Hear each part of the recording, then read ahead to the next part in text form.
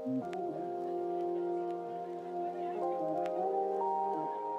is it? The thing that you don't like about me? It was a word you used that provoked me. You called me arrogant. To plunder, as it were, a God-given right, I'd call that arrogant, Daddy. But that is exactly what I don't like about you. It's you that is arrogant. That's what you came here to say.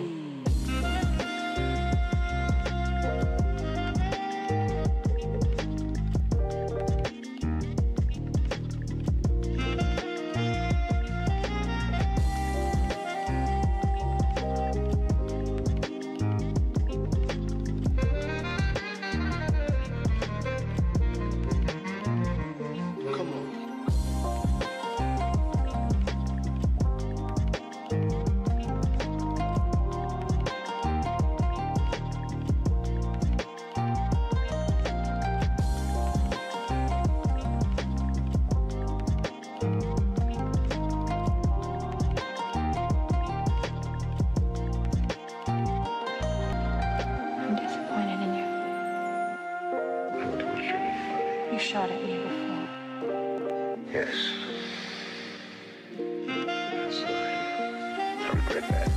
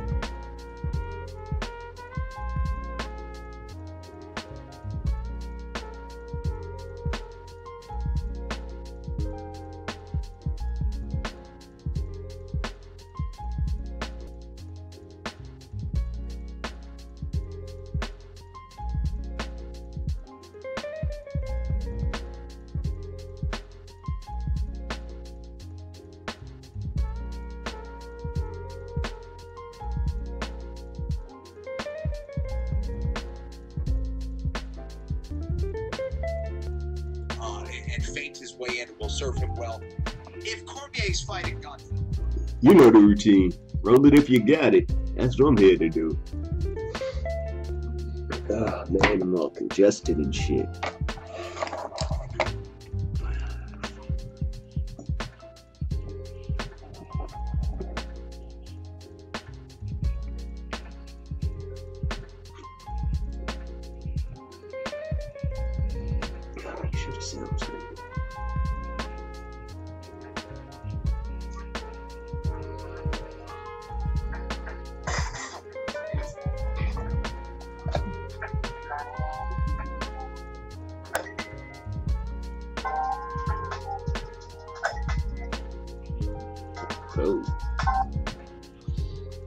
Just making sure the sound was alright. You know that shit be all off the wall sometimes. I need to hook the inbox back in.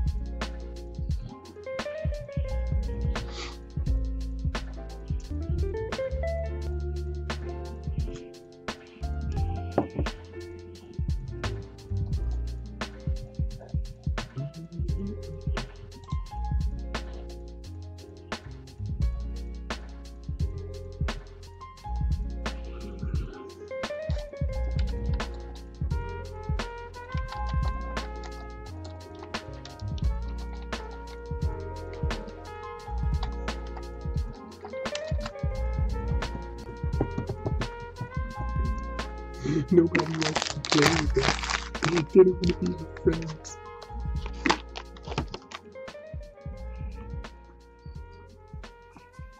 Oh man. Fucking nostril.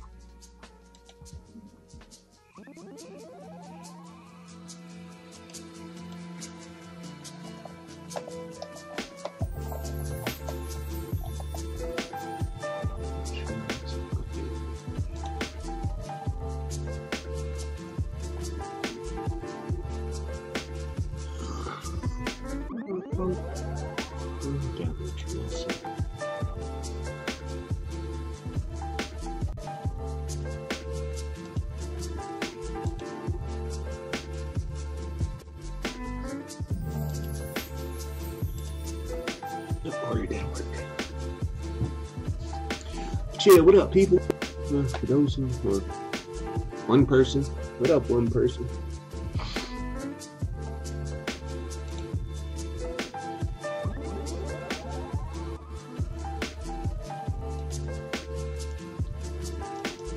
Over here trying to get some Photoshop.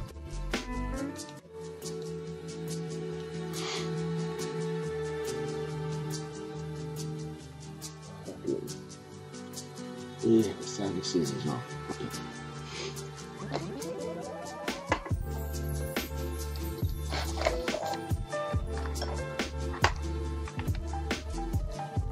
Just get up for that. Levi in the building. It's got 5 minutes. Damn. I can't lie, if I turn it on right now, I'm not even gonna act like I'll be able to play it.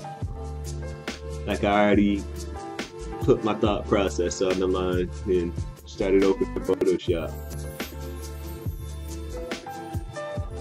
But before I get wrapped up in Photoshop, I could smoke a bliss. Yeah, I ain't got no. My video game spirit, it's not in me right now.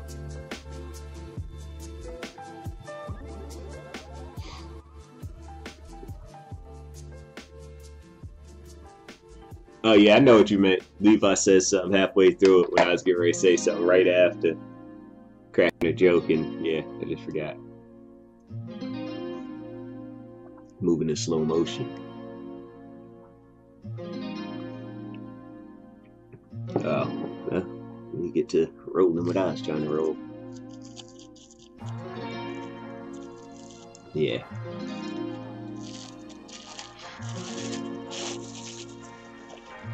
I do still have it. Maybe I'll jump on it later.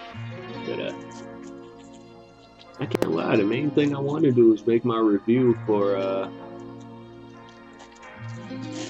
Starblood Arena. I don't even know why y'all can't see that. The chat room that pops up on the screen is the chat room that I read from. But yeah, I have no clue what picture you have up or anything.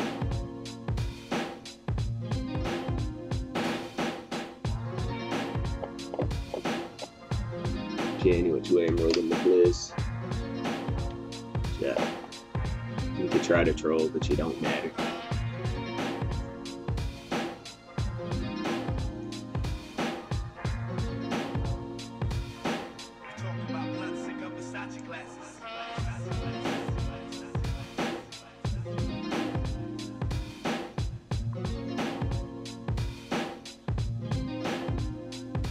On what?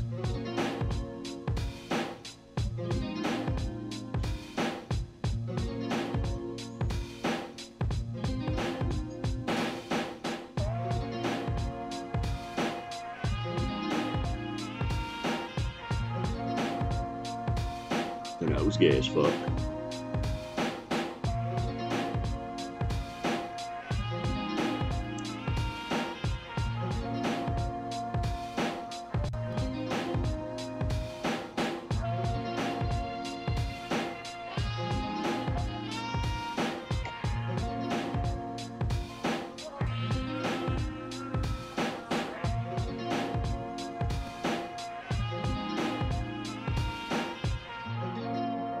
I'll be rolled in a second.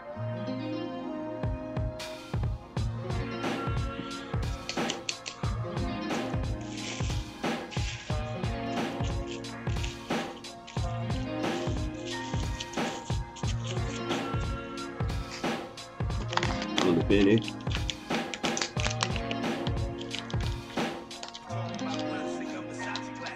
So how long was I sitting in the pen?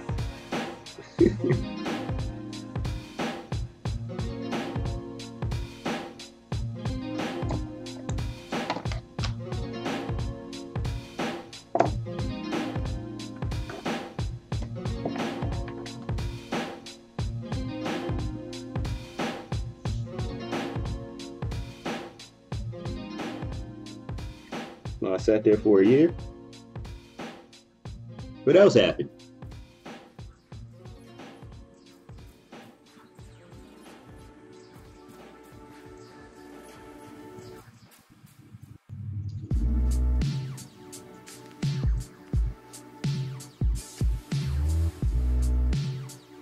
I don't understand what you're trying to say. You should smoke weed. So.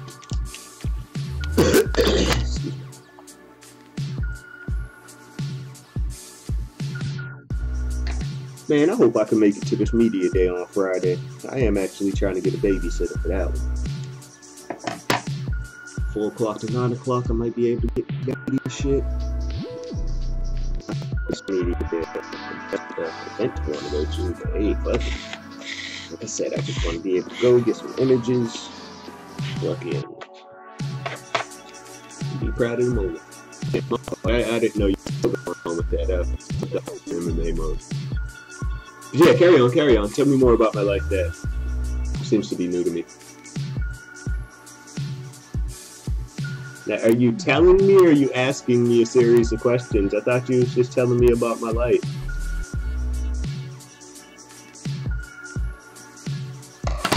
I finally got all kinds of new information.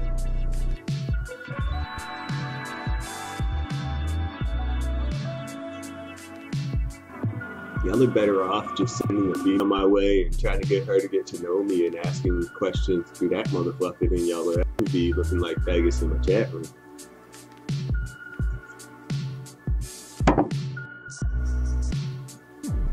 Maybe you should roll the bliss and get high. Maybe it can exterminate your gay away. Or at least hide it for like a minute or two.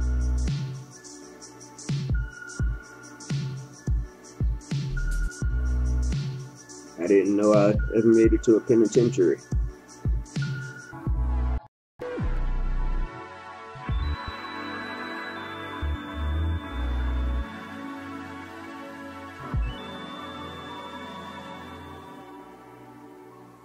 Sounds like you have a lot of experience in that area. What was your choice of preference while you was locked up?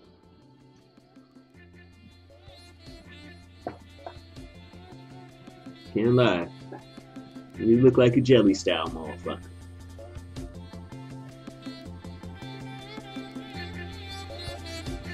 Smokers.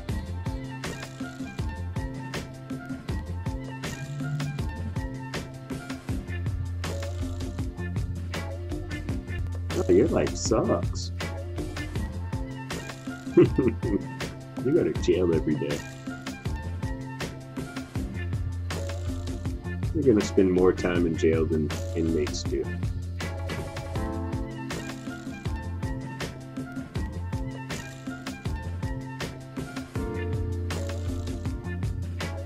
Well, then again, the benefits package that comes with them jobs. I think I gotta retract that. Well, your life does suck, but yeah, your career path, it comes with perks, it comes with good benefits. I'll even get dental in some states, but hey, fuck that.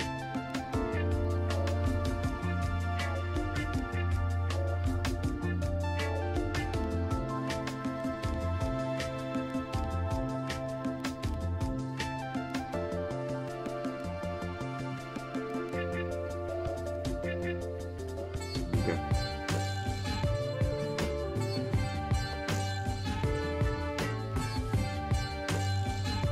I don't know if you're trying to scare a motherfucker or what. What are you doing?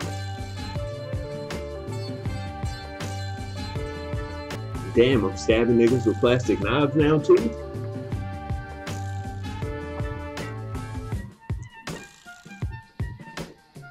Man, Dragon Ball Super, Dragon Ball Fighters is about to be like public, and it's probably been public for 5 minutes. There's so many other things to be worried about right now.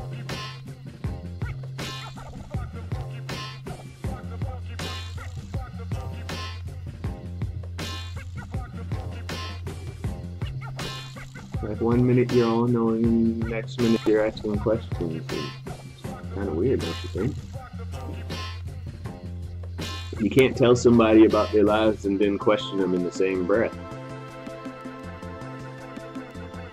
It's same.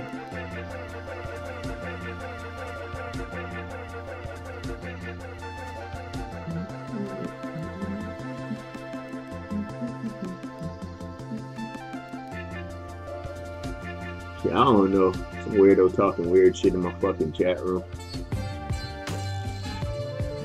Like, I don't have my hooked up or anything, so I can't just tap a few buttons and kick motherfuckers out. Plus, it ain't saying nothing offensive, just saying a bunch of stupid shit, so. Whenever I do pull up my chat room, I kick the motherfucker out. Until then, just another one of these dumbass trolls talking shit.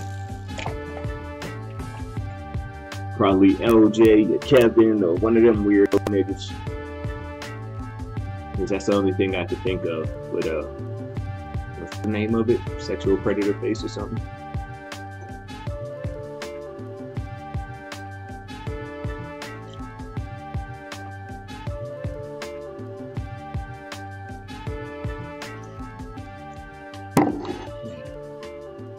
Any which way though, light is up. Oh no, take that back. Oh no, here it goes, here it goes. All right, cheer. Light is up.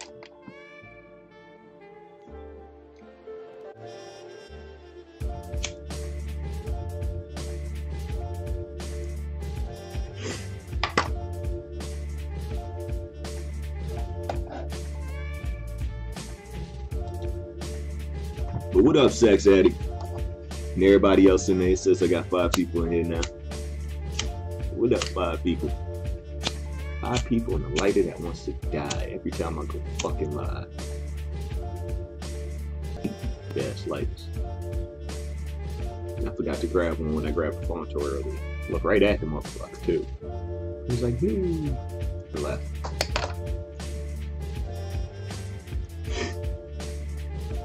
Chill. Double chill. Oh, neon after 9 o'clock.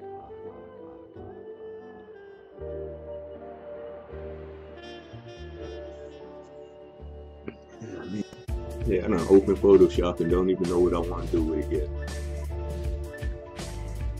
Story of my life.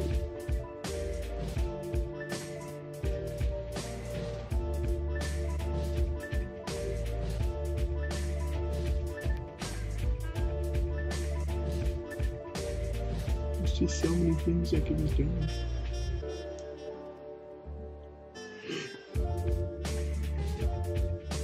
I know that.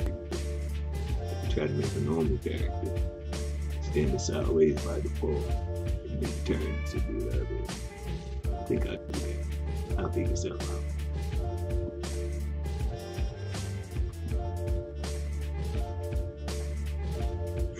Just in my own little world.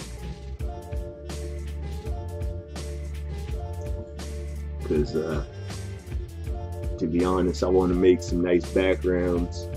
Not too colorful, just like solid color backgrounds that'll look good on any color. Like a logo. Well, yeah, basically a logo. With a little stabby character in it. Following neon. That way I can have merchandise if people find themselves liking these characters.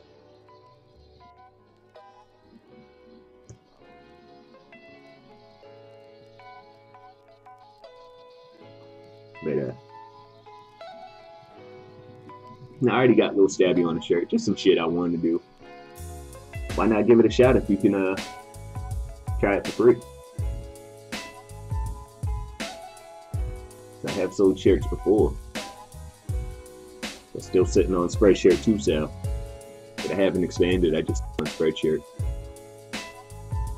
But yeah, all in all, I got a few characters that I can use on shirts even though they have no names, just the poses that they're in, throw a little caption on it. Only you can prevent forest fires. With a person pissing on a cigarette butt or something. I don't know. It's a whole bunch of stupid shit out there. You never know what catches people are. I ain't part of the fashion designer world, so I'll just dibble and dabble in certain shit as long as I don't gotta put some money up.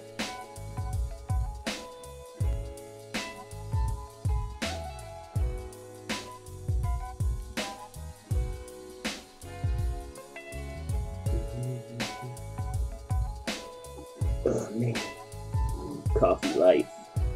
Coffee very well.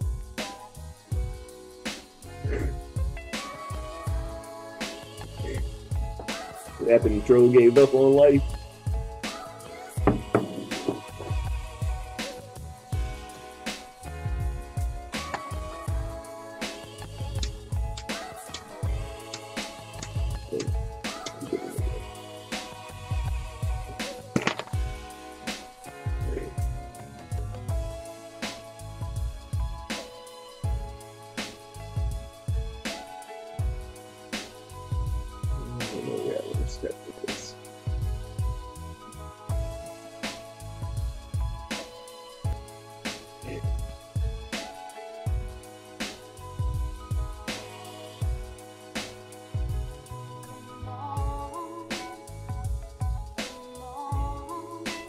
So we made it to 7. Now it is 17. One person that was in here already left to go play it. I have played the beta, and yeah, I'm with you on that. Shit is crack. But I haven't went back to it. I just played it briefly, and yeah, I had other things on my mind, so I never really went back. But yeah, it's definitely worth downloading, playing, and having a fucking field day with right now. It's way better than anything you're gonna get sitting in my fucking chat room. I'll tell you that much. So yeah, if you got that motherfucker, you might want to download that motherfucker and get on it before it runs out of time. Yeah, and I don't got pictures. I thought y'all was the same person. How often do you visit your local doctor? You look sickly, man. I go get a physical yearly.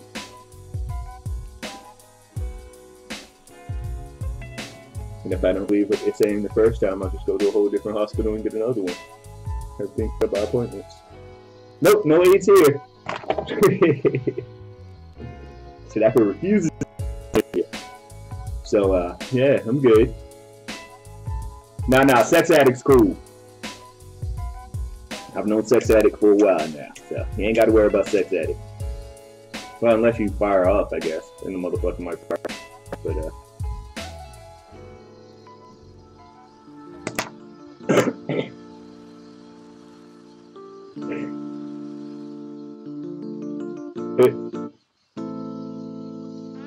hey, fuck it.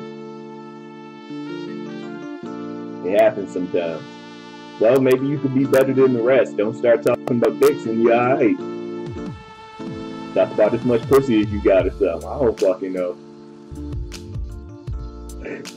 But as you seen, the one before you was sitting there trying to check and see if I got physicals and shit. The motherfucker's gonna try to sexually abuse me or something. Like, that's not normal. That's not even a normal thing to say. These motherfuckers be asking all kinds of weird questions and shit.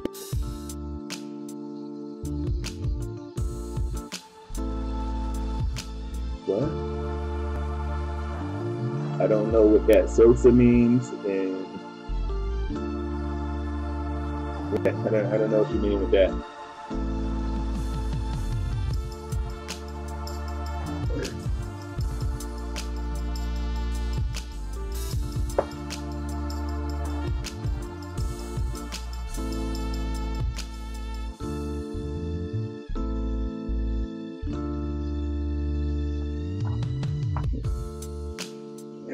Saying something in a different way isn't going to make me understand what it is that you're asking.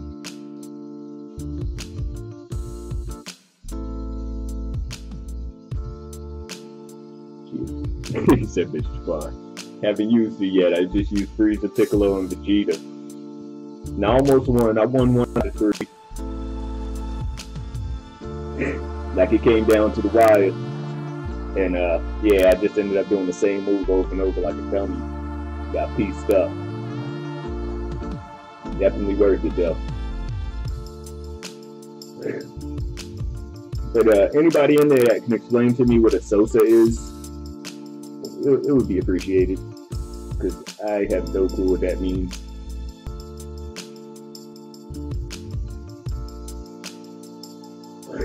Like, I'm lit is still a fairly new phrase to me. I know what it means now, but for The beginning times, I had no clue what the fuck that shit. Yeah. As far as certain languages go, they come in time, just not. I think it's Chicago slang.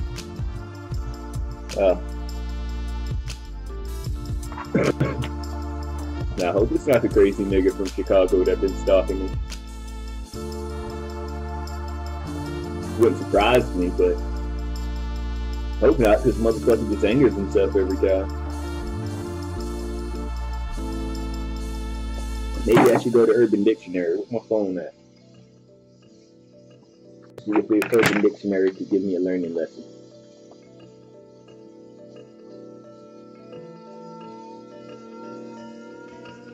Seeing that motherfucker's coming with shit that I don't understand.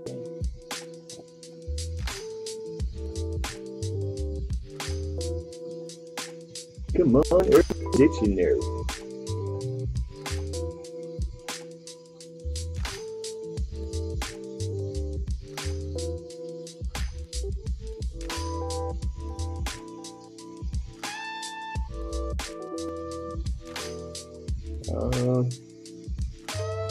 Top definition.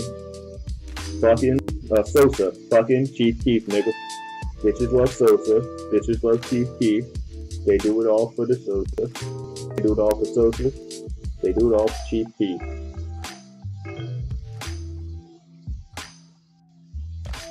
Sosa, the coke baron from Scarface, who launches an attack on Tony Montana's mansion at the end.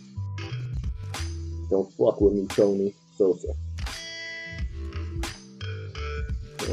Sosa, smoking on something amazing. Derived from the song Love Sosa, from the upcoming artist Chief Keef. Bitches love Sosa, females love smoking on something amazing. Yeah.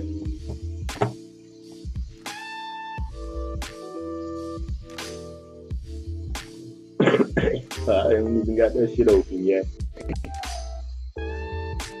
Excuse me. Yeah, I don't know what you're trying to say to me. I have no clue what a fucking Sosa is.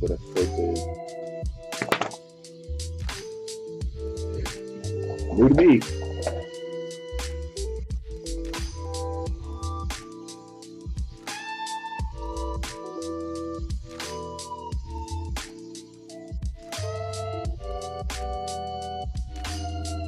Did I ever try to explain what it was?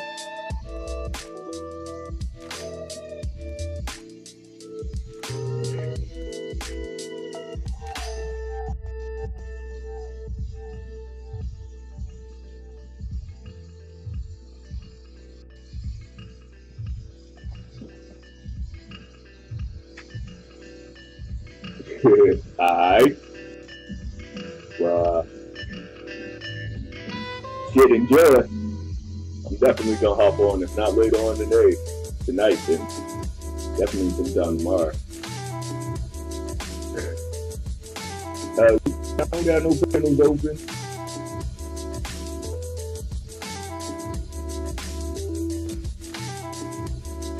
Okay. Well, you're not supposed to be here. It's not taking up network valuable time. I'm not on nobody network. So, I'm good. I can sit here, smoke my blizz, and enjoy myself like I'm supposed to on this motherfucker, though.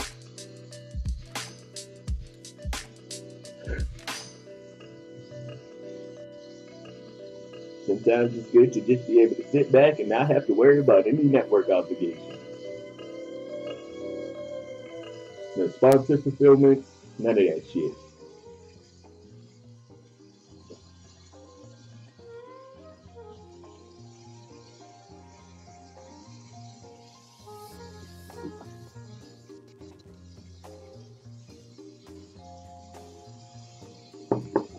Yeah, I did. And yeah, I couldn't find nothing that seemed like it was insulting. I tried.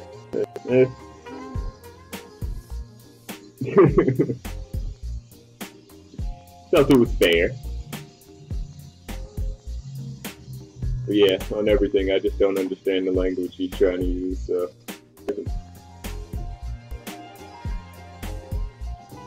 Like when I don't understand words, I go try to look them shits up. It's a rare day I try to use it when these motherfuckers be talking. But I could care less what this motherfucker has to say as far as any definition goes. You could like define one.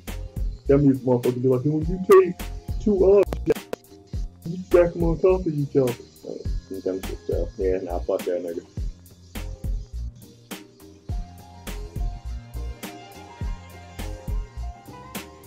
Yeah, no way had that so quick.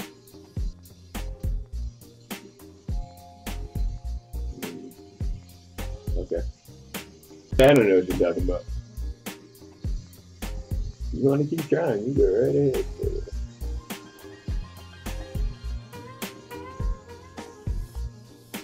Sosa is a high-pitched baggage zone. Oh, okay.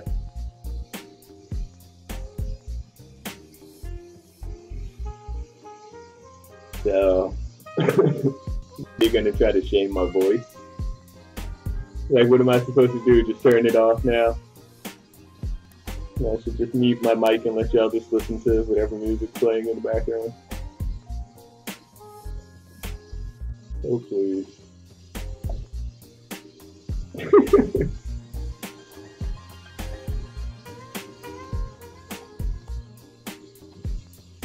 Well, I just learned something new. I wish I could say it was useful information, but I'll just take the fact that I learned something new.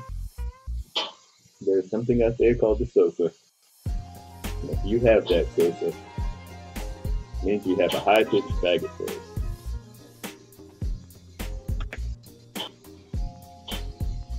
Then after you find out what it is, you get accused of being a pillow biter. Shit. Like, I hope you're not trying hard. I hope you're just typing random shit in their chat room.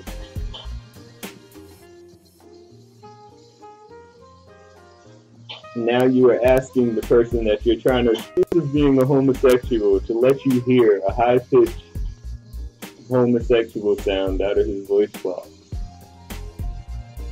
Like, I don't know how to take it other than you're trying to trick me into being comfortable enough for you to come on to me. Yeah, that's not gonna happen, dude. Like, you're not gonna soft and slap up for no kind of penetration, so might want to just go on and chill.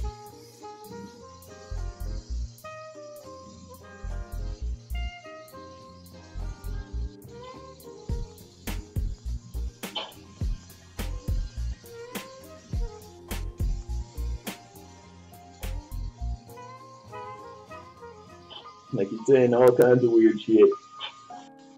You're asking when I go get physicals and checkups and shit. And weird shit to me. Next you're gonna be like, yo, can I just whisper a secret in your ear? No, nigga. What is wrong with you?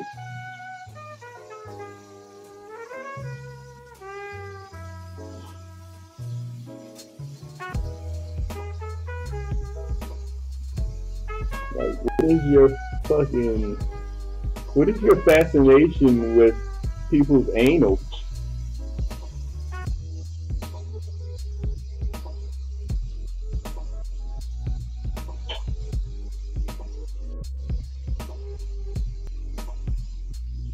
Like, you can't mask gay as trolling. It doesn't really work out for you. You have a series of gay thoughts just penetrating everybody's eyeballs right now. Closing minds like, nope, nope, nope. Like, you're probably gonna get emails and shit later on from some weirdos you don't even know. Just because of what you're talking right now.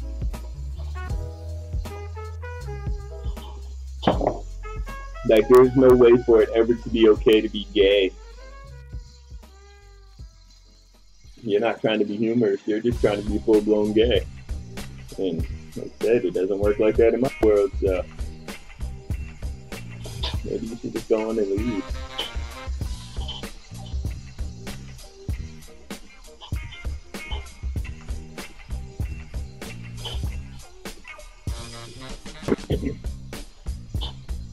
How is that the case if I've been trolling on the internet before he even invented himself as Tommy Sotomayor?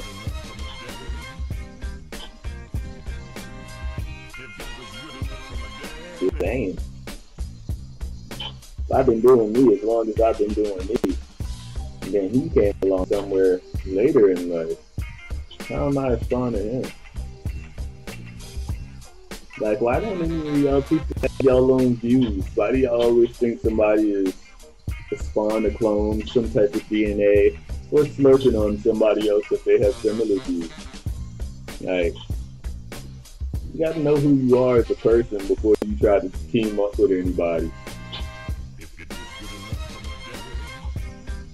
So you can continue to ride coattails. I'm gonna keep on living the life that I live.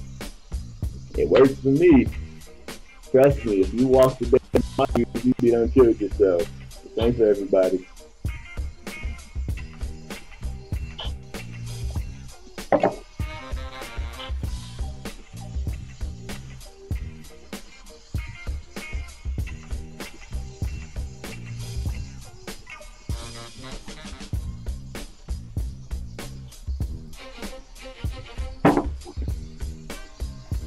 Now you're making yourself sound like some jealous ex-bitch or something. Then I ain't gonna stop you. You wanna keep on throwing yourself lower and lower into them buses? Have at it.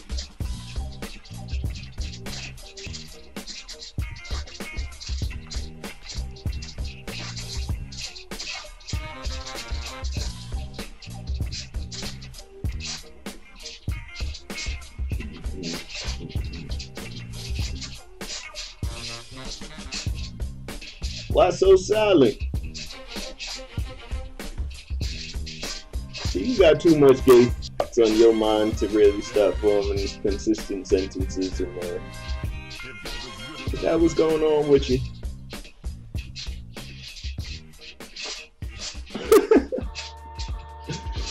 Oh man, that was really the best that you could come back with. Are you kidding me? You are a cartoon making faggot. Okay, would you like to elaborate on that? Right.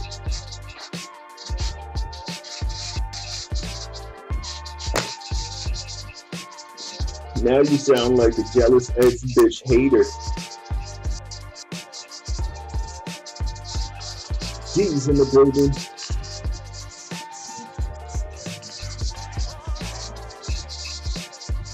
Oh. Well, you see what I see. No problem.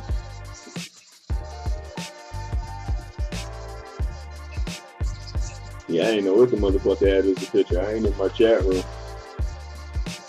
I'm sitting here relying on the little pictures popping up. Or the text popping up on the screen. So, yeah. Oh well, not my nigga.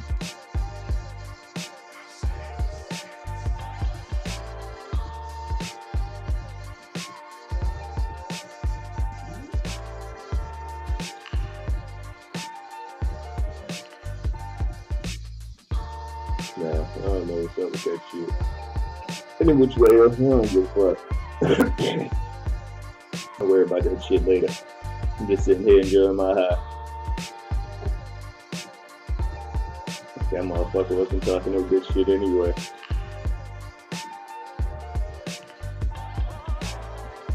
We got to the point in the conversation where Tommy was being brought up, so yeah, I don't give no fuck.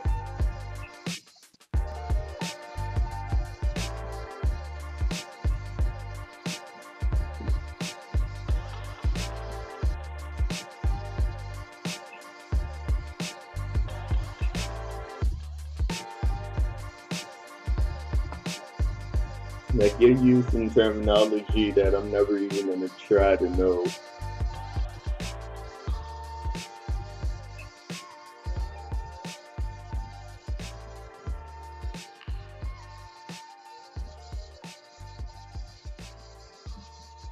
Told you these dudes is fags, dude. They're gonna keep on doing this gay shit. People are gonna keep on allowing it. But, Be real, these niggas is bandits, yo. That's on dog. I ain't got no fucking nothing on my screen that I was taking the time to look at. So I was like, man, I could just use the chat room on my screen instead of worrying about that shit.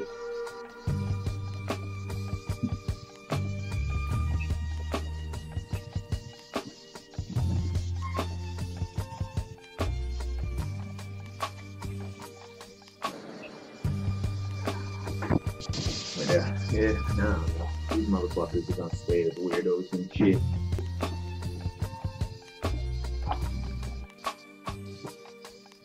It's bratwurst in the chat. Okay.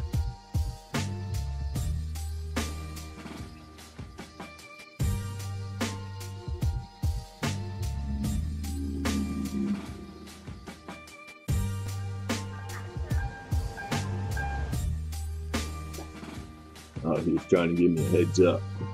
Well, kind of late now, don't you think?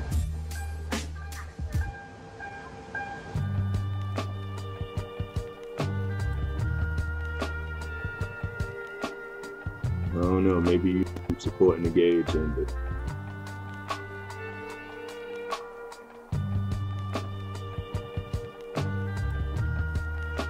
But, yeah, thanks for handling that.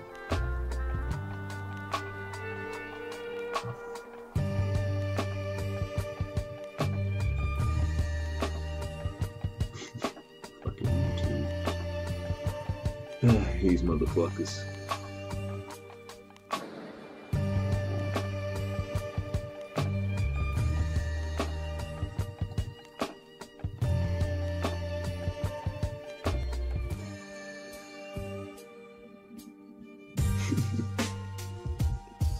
What are you doing?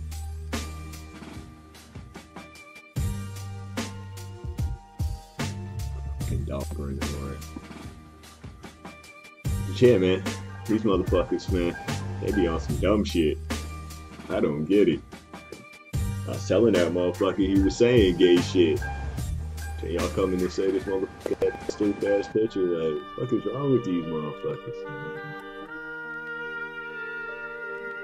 Like, when will they understand that processing thoughts that are just in a series of being gay puts you in the gay category? Like, last thing I've ever woke up with or had on my mind was dick. Like, it's just not something that straight men think about. Yeah. Motherfuckers need to pay attention to what the fuck they doing.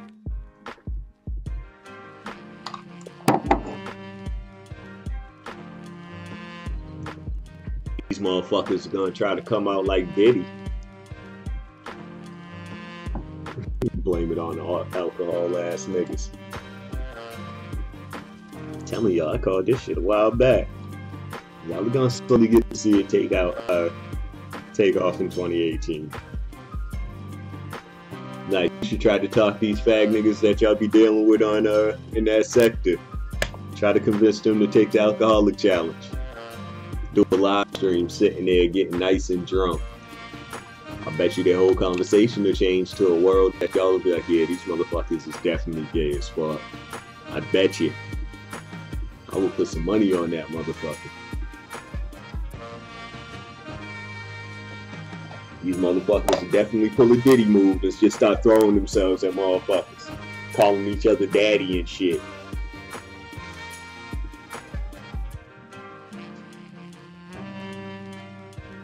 Like, I forget the name of the show it was on for those who don't know what I'm talking about. But y'all can so much as type in Diddy tries to fuck Fabo and y'all know exactly what the fuck I'm talking. Let's see if I can pull up the little cartoon.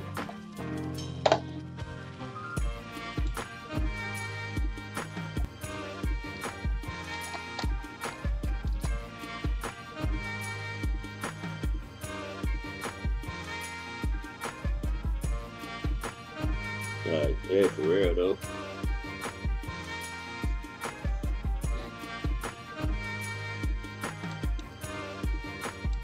Yeah, these niggas are fucking pirates. Thinking that shit's cool.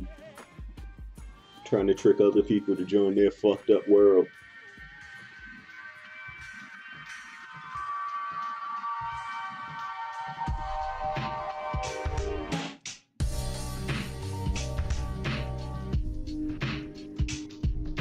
Slow ass computer.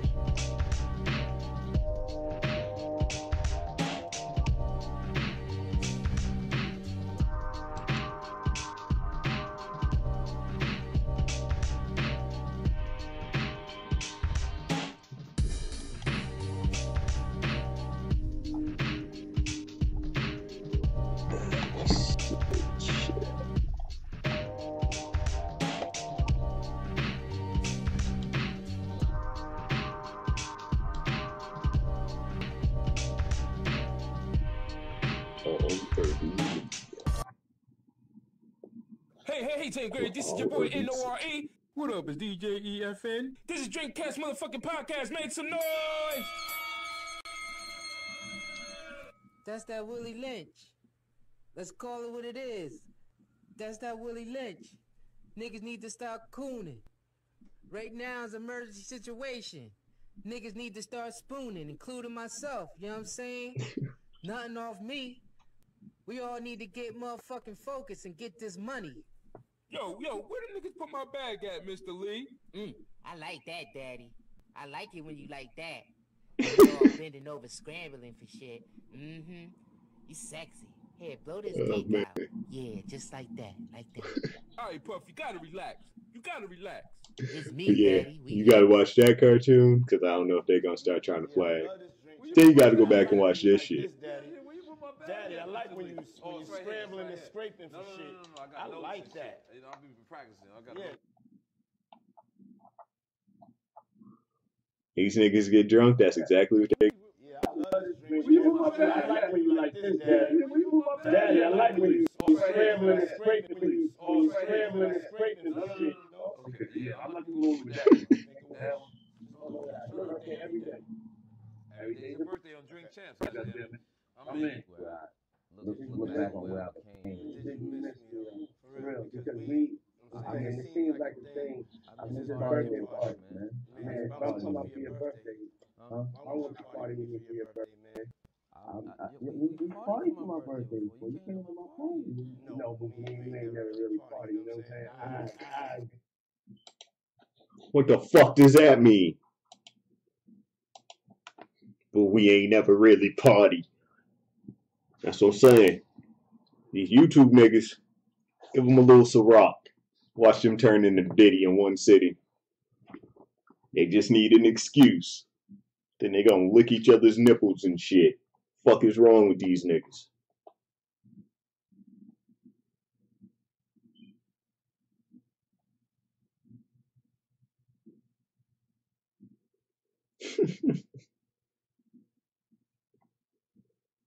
Yeah, that's the video where Diddy was throwing himself at Fabulous.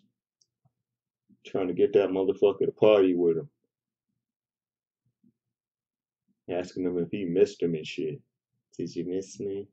Did you miss me? Nigga.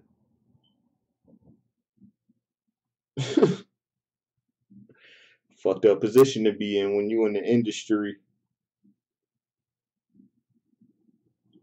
You just gotta sit there and try to brush all that shit off. I'm sure if it was a different environment, there would have been some fists thrown. Cause ain't Revolt, ain't that some one of them Diddy shits? Diddy Adventures?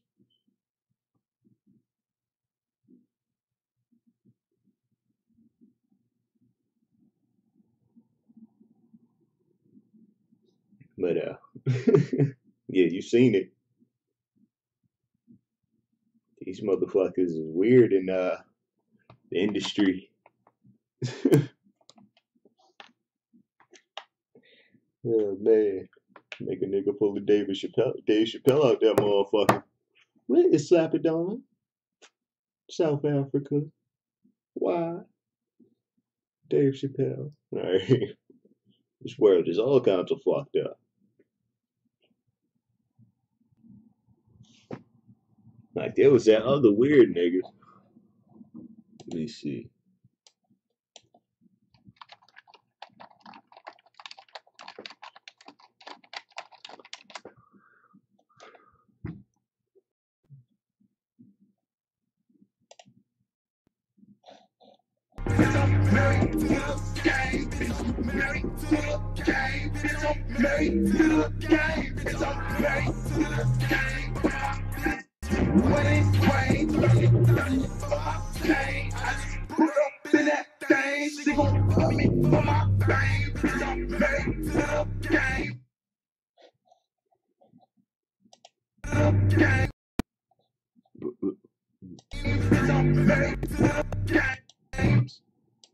Trying to pause it on that last part. What the fuck is wrong with this nigga?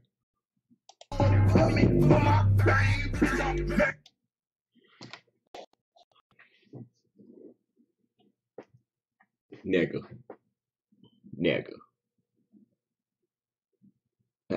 Man, even if so much is fucked up. Like, that's what I'm saying. Like, this ain't the black sector of YouTube wrapped up in the music industry.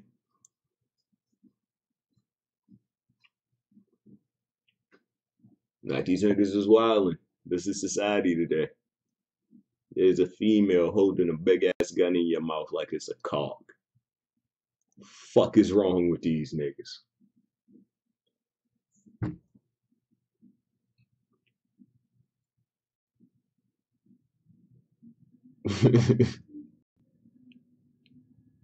Like, this ain't normal. This ain't cool.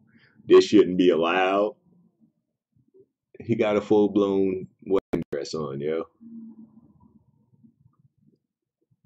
Talking about he married to the game. Like, what does you being married to the game have to do with you being in a wedding dress, though? Like, you know men get married too, right? And they wear these nice ass suits and shit. Probably won't ever wear a suit as nice as that day ever again in their life. You know, there's another side to that.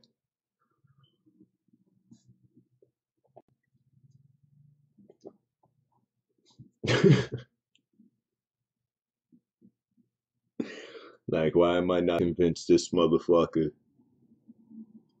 didn't send that to his fucking homies and shit, talking about, look what I did. Like, fuck is wrong with these niggas?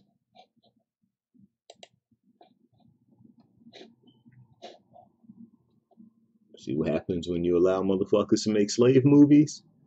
Niggas lose their fucking mind.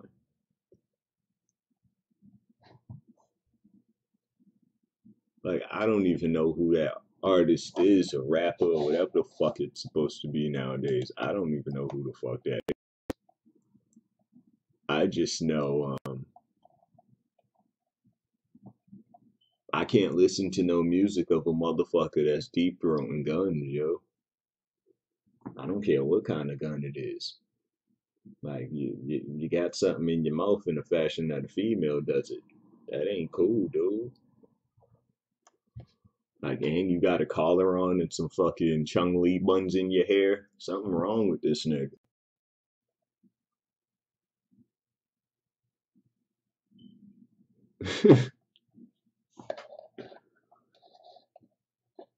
I ain't ever thought, oh yeah, it's gonna be a good idea to get some publicity in a dress. Like, people tried to say, Daylight saying he wanted to fuck D was satire. Motherfuckers tried to say that Young Thug was satire. So what was that? More satire? Like, what the fuck? How are they justifying this bullshit?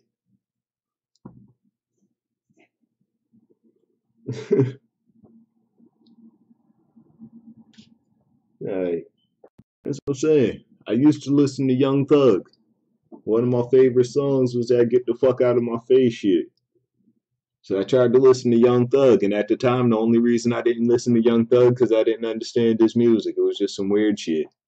And then I saw who the fuck Young Thug was and never listened to his music again.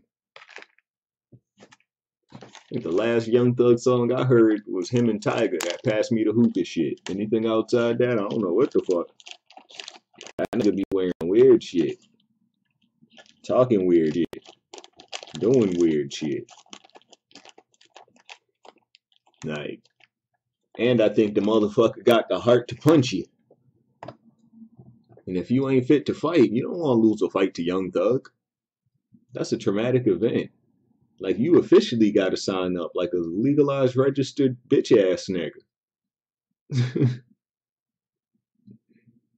But, I've been listening to the same shit that I've been listening to from high school forever now. Occasionally I'll throw something new in, but, yeah, this new age shit ain't for me. So I listen to the same shit I was listening to high school, or I listen to the same rappers who haven't sold themselves to the chocolate factory to pursue their millionaire dreams and shit.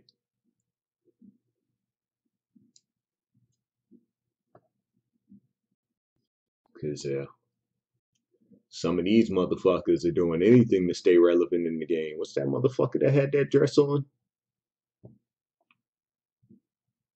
I forget what the fuck his name was. I just know that motherfucker was just, yeah, you know, I had to handle it as a man. Nah, that's not handling anything as a man. Like, let's be real, right? Even if you're addicted to gambling and betting and going back and forth with your homies, right? As a straight man, none of us are even really going to wage a bet that's going to risk us wearing any female attire. Like, we'll risk shaving off one eyebrow and half of our mustache and having to walk around until it grows back before we would think about putting on female clothes. Like, so it's just like, all right, if you lose this bet, you got to wear a dress. Like, that's an automatic no.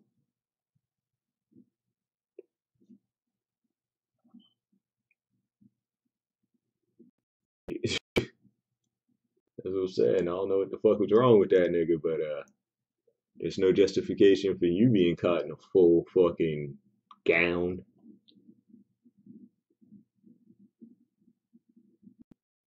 Like, you can't be no type of gangsta after that or anything.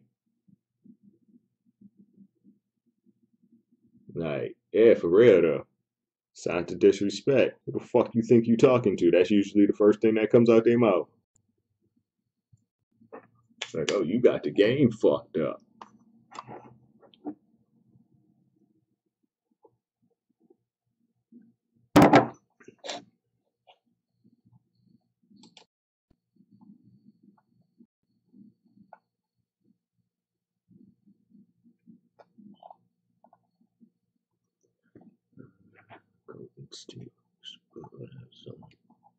I thought I was trying to see something.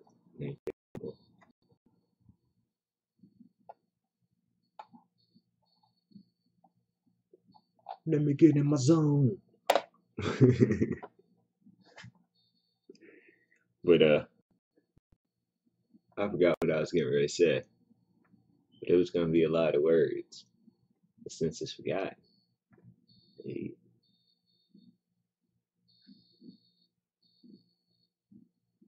Yeah. Like, that's the shit I'm used to. That's what I'm saying. I ain't never been in one of those, like, yeah, you gotta go in full cross-dressing attire. Hey, nigga, what? Like, what are you thinking in your head while I'm wearing this outfit? What the fuck are you talking about? Nah, man.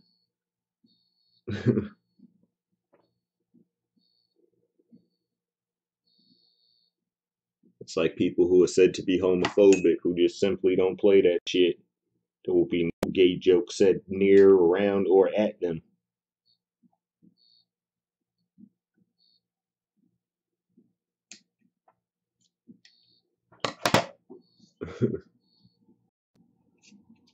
Yeah, funny's funny. Like, if you gotta be gay to be funny, then something's wrong. That's what I said. I would love to see these motherfuckers make a set. Try to stand up and do comedy. They can crack jokes at the people they know here. Like, what am I trying to say? Use YouTube as your audience. Have your little setup. Try to go for like 15 minutes with some jokes that you just got. And seeing that you know the motherfuckers of YouTube, they are gonna come in and try to heckle you. So if you get your craft and you good at being a roaster, when they come in to heckle you, fuck up your set. Give them a quick roast. Like, wouldn't that be a good idea? If they want this motherfucker to be a roast arena, make it a stand where you try to be a comedian. You got a better shot of being something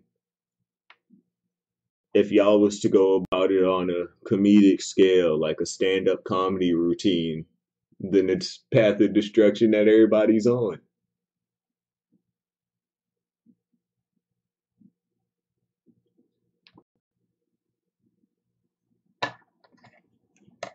Right.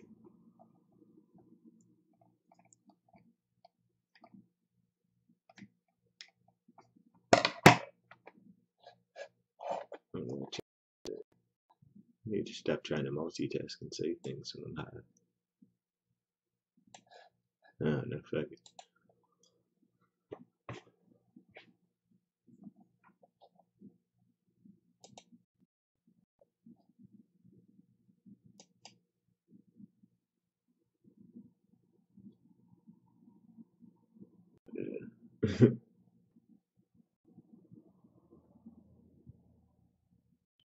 Yeah. Yeah, it does that sometimes. It likes to be bootleg.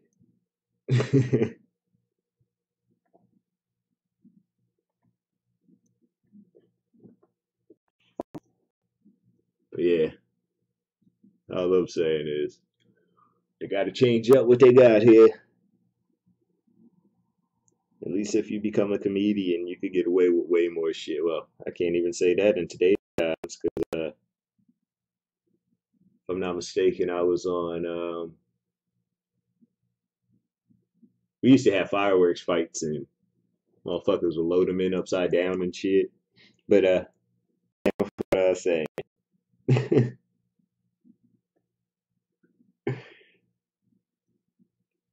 Made me think of this time because the 4th is one of my homies' birthdays and shit. So we down there, I'm out there being the cameraman for them, and they put a firework in, and it was one of the times it was accidentally put in upside down.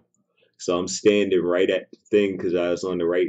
I just had the right line because everybody had the fireworks next to each other. So I'm getting ready to take a picture, and I see a firework just shoot up, and it shoots out right in front of me, and I'm like, "Ooh, it's spinning." And then I was like, "Oh shit!" And it's caught on video too. I gotta find it. And the oh shit's the realization that the motherfucker didn't go in the air and was getting ready to explode. But I got the whole pop up crazy spin and me taking the fuck off before it exploded. And it was one of those ones that go up in the air and expand when the motherfucker explodes.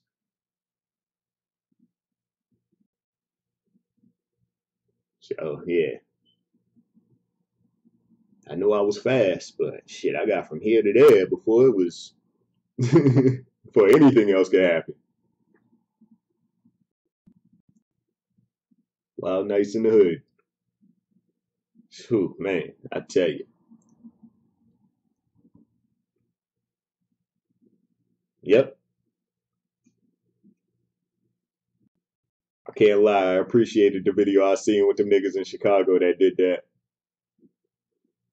Waited for the street to clear out, came out like they was about to start busting off at each other, pulled out Roman candles and had a field day. Like, I can't even lie. Even if I lived out there and I seen Roman candles bouncing off my car, I would have just been like, yeah, y'all got that. Because come on now, think about it. That could have been a way worse situation. They just pulling out fireworks trying to have fun. That's one of the shit deals they got. Even when they trying to have fun, there's always somebody trying to take it away.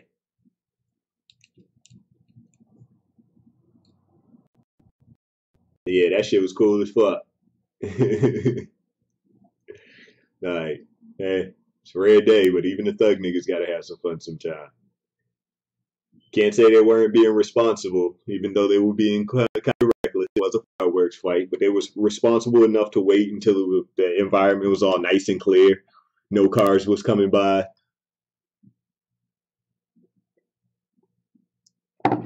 Nobody was aiming for the face close on the ground, standing in front of them or nothing. Like, just good old fun amongst little niggas.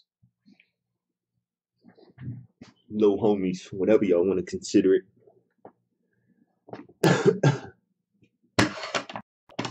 I know on Friday, I don't know if I'll be able to, but I'm going to try to get me a babysitter. I'm going to try to take my ass down to the Expo Center. I mean, not the Expo Center, the Bayside. Damn, why am I calling the Expo Center out?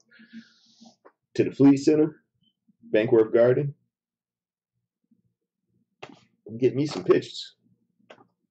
Because they got an open, not the open workout. I think I missed the open workout. I think they got the weigh-ins and they may have the 220 post show for free. So yeah, depending on if I can, I might carry my ass right down there just to be like, yeah, I got my own pictures. Fuck these these signature pictures. I forget one of the females' names, but she has some of the best UFC pictures I've seen so far. Damn, I'm mad I can't remember her name. I haven't seen a picture, so I don't know her nationality. But I know every time I see her name, I know I'm gonna get a good set.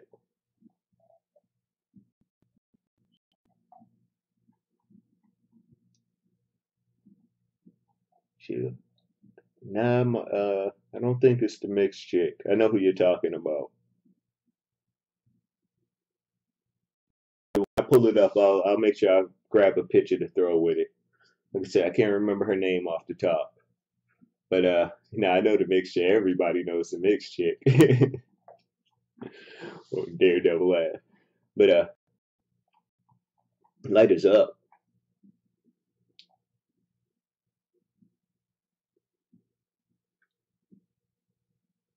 Hopefully I could get down to that weigh-in if I could get a babysitter. Like the best event to want to go to. Like who the fuck wants to really see people weigh in? But just for the fact that I could get my own pictures.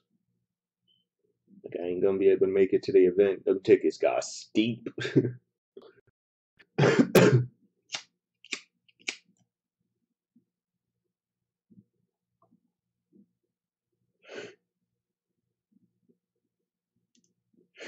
Yeah. And like I said, I don't mind not being able to go to the 220 event. And that's just simply because I feel like I could get a better show. I just really want to go to get my own images, my own pictures. Like, just like when a chick sends you a nude photo. You could have seen any other nude photo that she put out to the world, but the one that she sends you or the one that you take yourself is the one that counts.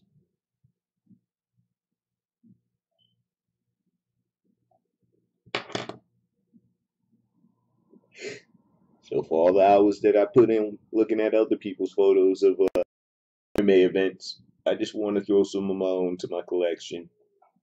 And that way, when I try to update my work, portfolio and shit, you get to see everywhere. Even when I'm not where I want to be positioned, still get something good out of it.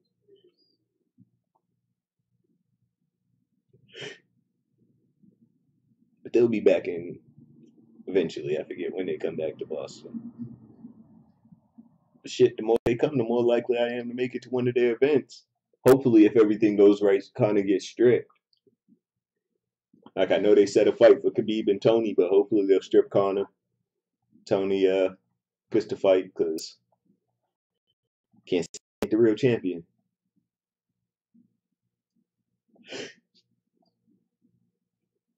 Like, hopefully they strip Conor. they give Ferguson the belt, and he fights Khabib with everything that the champion's supposed to get, as far as their pay, their package deal, and all that shit. I think that's what they should do with Tony Ferguson. Like, they shouldn't be fighting to unify an interim belt.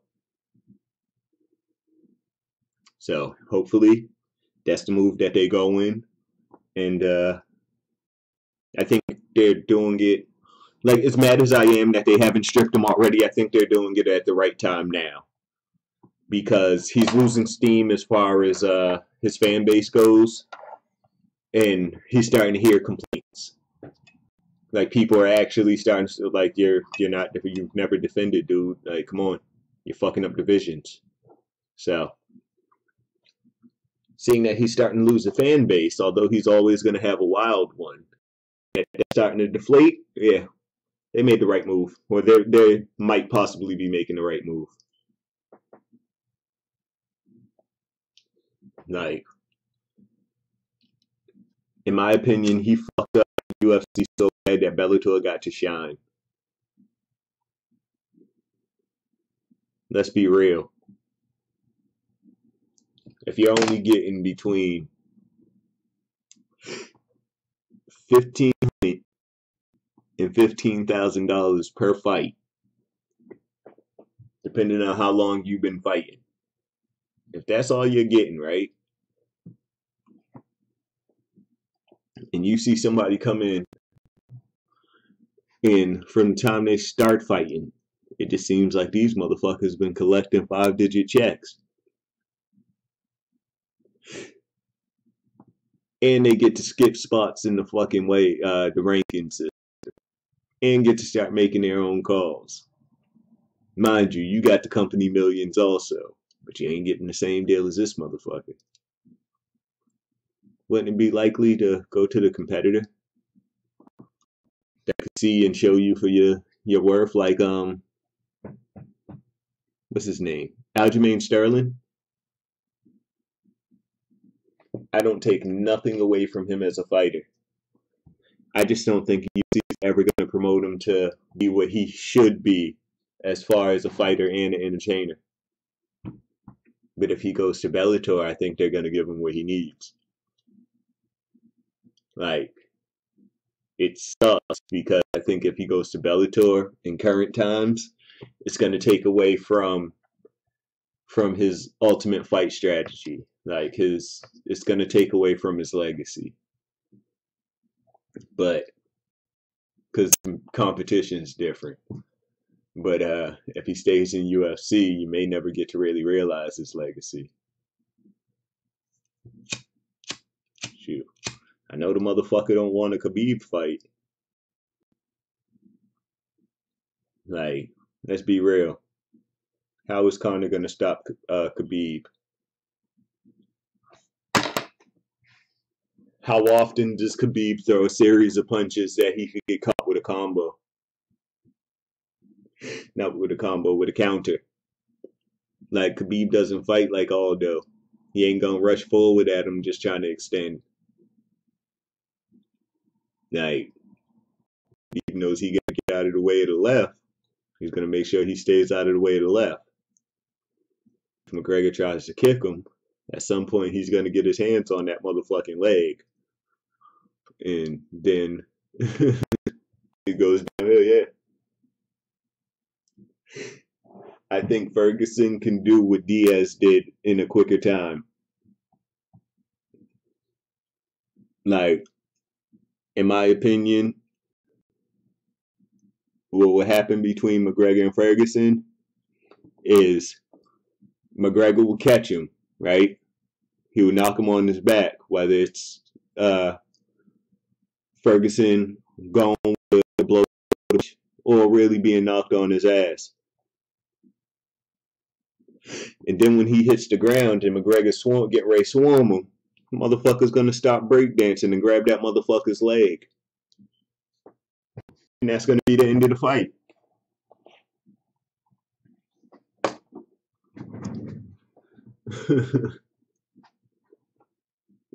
Like, You got good fighters, you got amazing fighters, and then you got legends. And right now, Ferguson's in an amazing fighter category. Who's going to retire as a legend? Because even when he does eventually lose, like, and I just say win because I feel like even every UFC fighter is going to take their loss.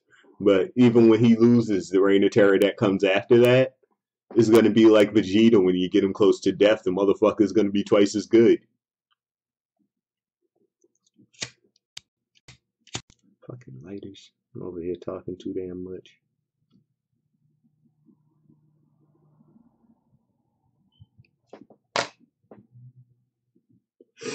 So,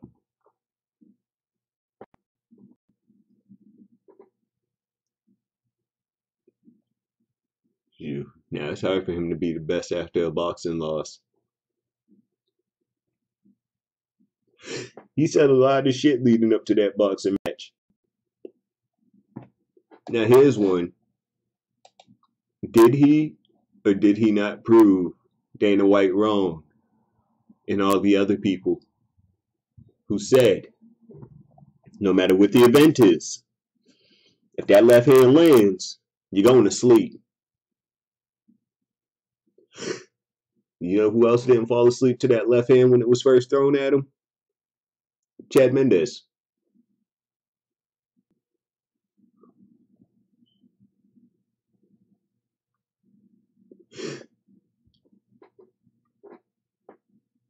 But really think about that. All that shit talk. The longer he stays on the shelves, the harder it's going to be to get that fan base back under him. That's upset at what he's doing right now. You got to remember. Excuse me. We reached a time where motherfuckers don't want to let you forget shit. People are still talking about that boxing match. People have made their little series of videos pointing out all the flaws he made in that match. So,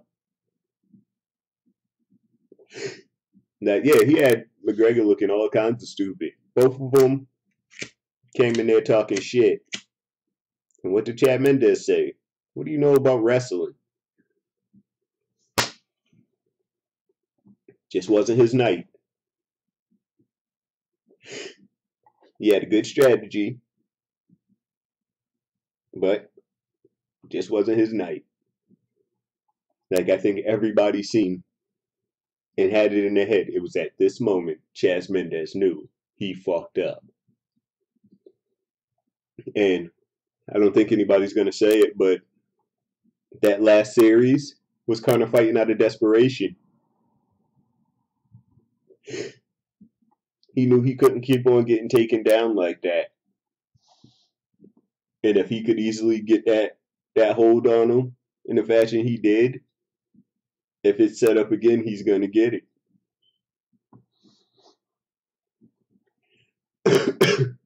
You seen, Chad was all gassed and shit. Like, he could have took more damage, but it was a good call by the ref. Why risk more damage when the fight was basically over? But I'll put it like this, right? Jeremy Stephens said something that got overlooked because today's times people don't know who Jeremy Stephens is. Like he ain't been putting in his work. But it's like this. Jeremy Stephens challenged him and said, he TKOs motherfuckers. I knock motherfuckers out. That was a true statement. Kind of wears you down, drops you with the left, and then hits you a few times after. With Jeremy Stephens, can be a walk-off KO style motherfucker if he chooses to. And Jeremy Stephens is hard as fuck to knock out. But yeah, he said that in the press conference. The shit that went viral. Who the fuck is that guy? That's the guy that took a picture with your mother, asshole.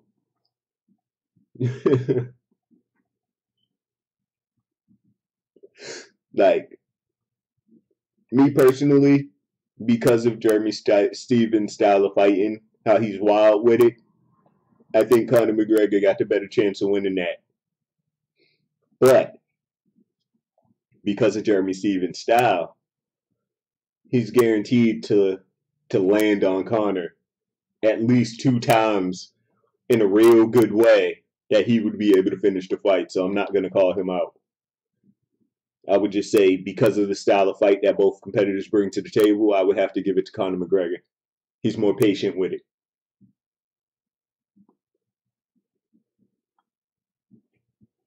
I can't lie.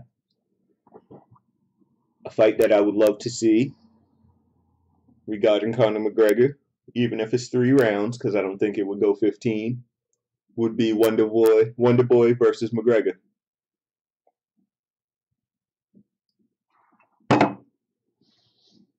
Because I would really like to see how he competes with somebody that knows how to keep the range and distance, who knows how to gather points collectively through the fight, and doesn't even have to have a real exchange with you. Like, how confusing is it to fight a sideways fighter that's moving forwards at you? He is standing sideways, moving forward at you, and can move in any direction. Will kick you in your stomach and be out of your fucking range before you even collect yourself. So there's a few nice little matchups I think that I would like to see. I do want to see where Oliveira is going to go with his career after he fights. I'm going to say after he fights Frankie Edgar. It's hard for me to go against Frankie Edgar against Max Holloway. But that's another one I'm not calling Max Holloway out on because he does have the tools he needs to become the victor. But I think all the miles in that ring that Frankie Edgar has is going to pay off, and he's going to get that belt.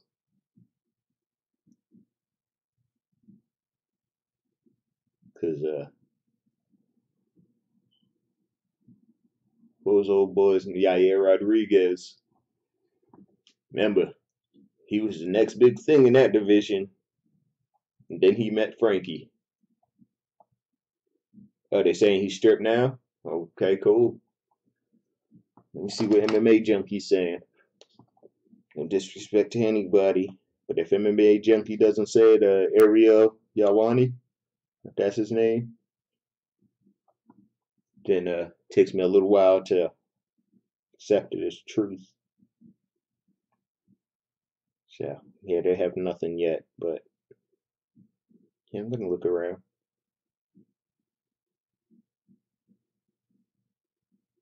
Well, they don't got Tony Ferguson listed as interim champ in one of the stories.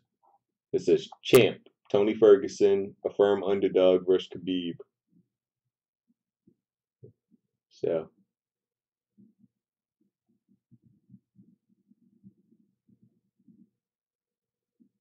hey, I hope so. I really do.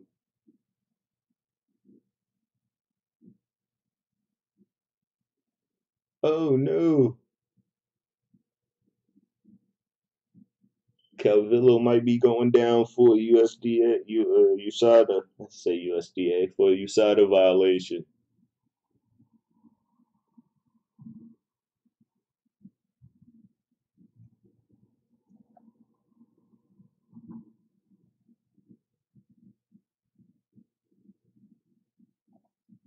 Like, yeah, they definitely need to call it what it is.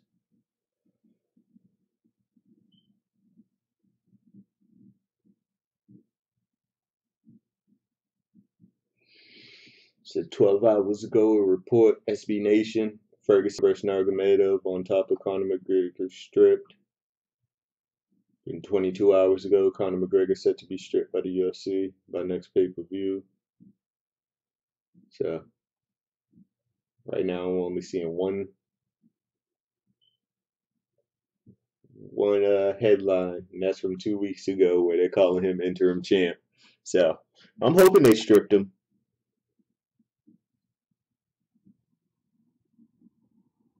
Like I really hope they stripped him, cause they let him fuck up enough.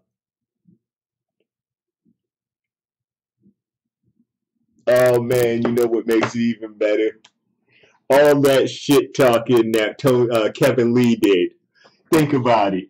That motherfucker, if he didn't have staph infection, for one, and he could have been the competitor that was up to par with Tony Ferguson, he could be a champ right now if they did strip him. Like, you know how much of a boost that would have been as far as getting him more fights?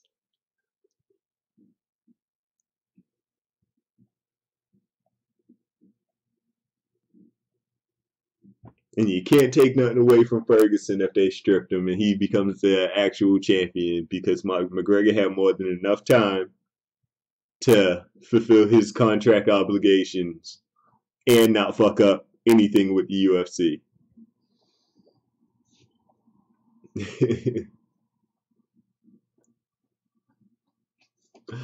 Like, I hope he got some other business ventures out there, because just like Ronda Rousey, the more he was in that ring winning, the more money he was able to collect. Yeah, I think that would have been a real good fight too. Lee versus McGregor. And I think it would have worked there for that reason too. The shit talking would have been good, and both of them would have been ready to fight each other. Like, I think Lee would have been able to get him with the wrestling though. Like, that's Conor McGregor's biggest downfall right there. His wrestling. Like, yeah, I heard. But like, Conor McGregor could be studying Brazilian Jiu-Jitsu right now and he's still gonna have problems with his ground game.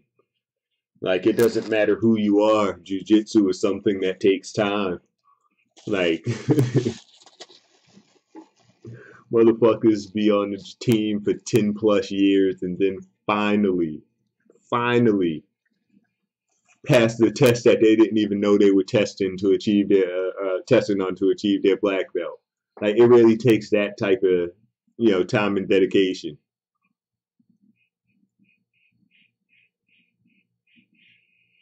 Like, but yeah, like, I can't lie. I read a report that I think they just threw it out there to see how the fans will react, but I think it's a good idea. Like a slow transition, just because it will get the fighters in the UFC a little bit more money and it'll keep them afloat longer. If they start slowly doing some type of transition for the fighters that want to have a entertainment career and don't want to risk their bodies and shit in the UFC, like Ronda Rousey took a loss. It sucked to see her just take her leave in that fashion, but she did leave a door open where she could return if she wants. And she still gets to keep some kind of fame and maintain a role model position in one of the leading sports entertainment industries. So, I ain't mad at her.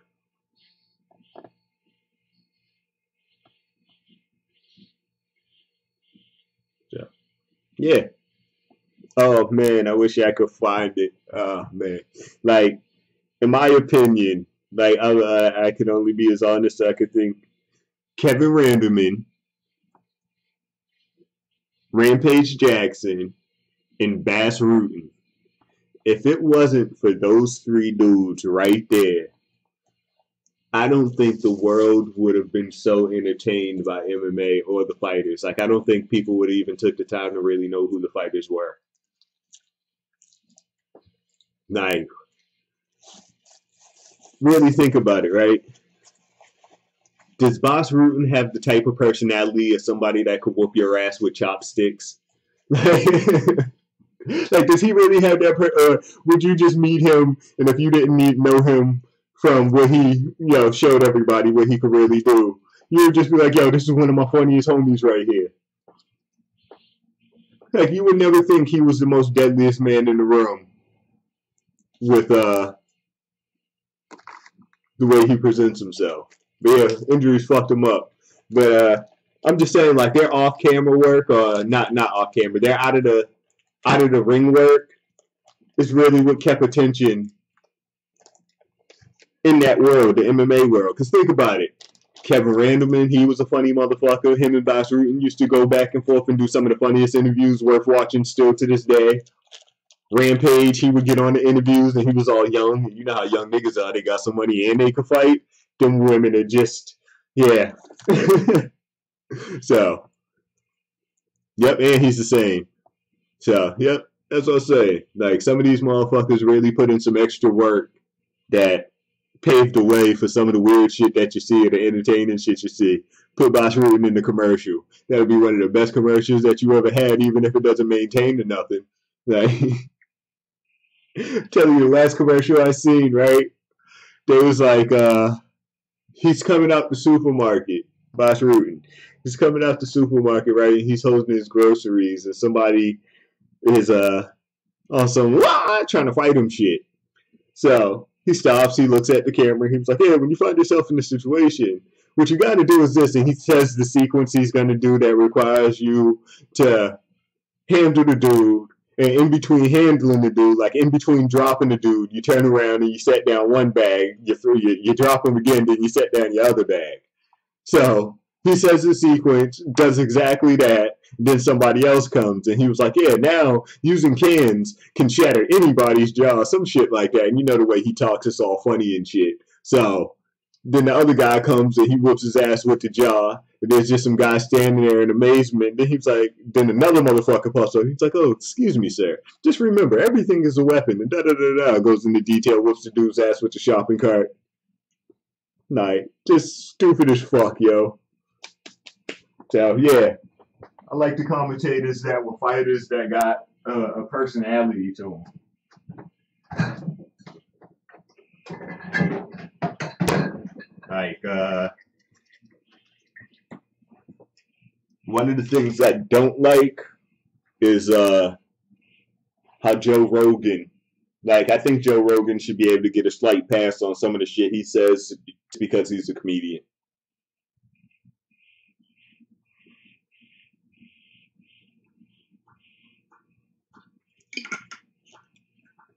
Like, outside of MMA, he's a comedian, so sometimes them worlds they collide. How many times have you heard Shaq talking about NBA players and shit? Drives a demo as he comes on a motorbike. When Jean-Claude arrives at martial arts demonstrations, he arrives in a Porsche. Well, both Yoris and Bas have gone one better. They're on a bike, a lot more, economic and friendly to the environment. Here we see Bas. He's the one with the bare upper body. He's very well known in Japan for his free fighting. That is really Look how huge that motherfucker was back then. Here, he's going to perform a pattern. And you gotta respect.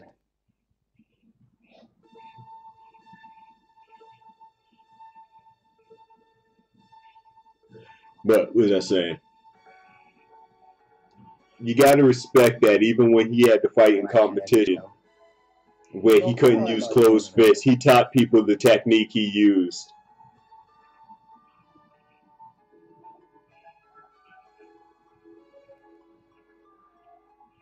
I think you could have a lot of new people fighting this one. There's his kata. That is listen. The lighter side of martial arts. And he's joined by Yoris Boone. And here comes Yoris onto the mat. Yoris is a taekwondo exponent and Bas.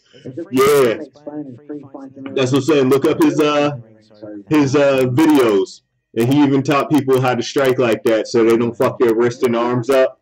Like it's a real technique to it. Remember the one of the 10 blocks before? Well, these two make that look like nothing. Excuse me.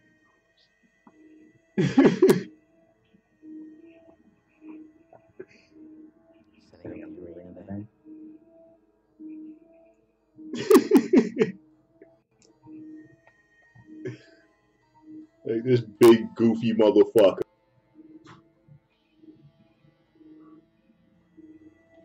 See, in America, when you're that size, everybody thinks you're some type of badass. This motherfucker had personality. Yoris, show him the mental preparation that goes into breaking.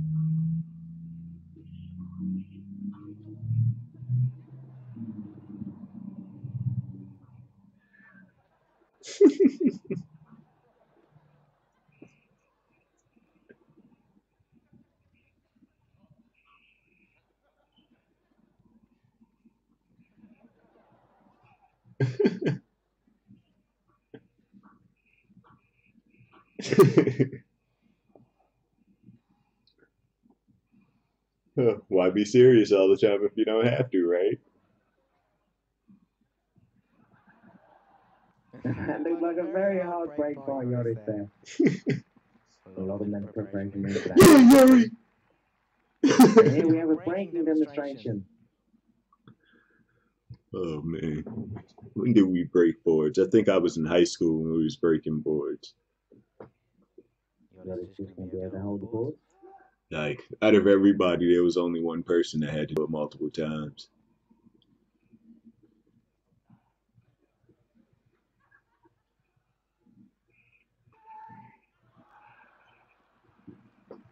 There's Yoris. Doing another absolutely fabulous break there. Roll my blizz, man. This shit is These are two stupid. real champions of the martial arts world. Vance Griffin and Yoris Jr. I think it's better just because I respect the time and effort that he put in throughout his career too. So.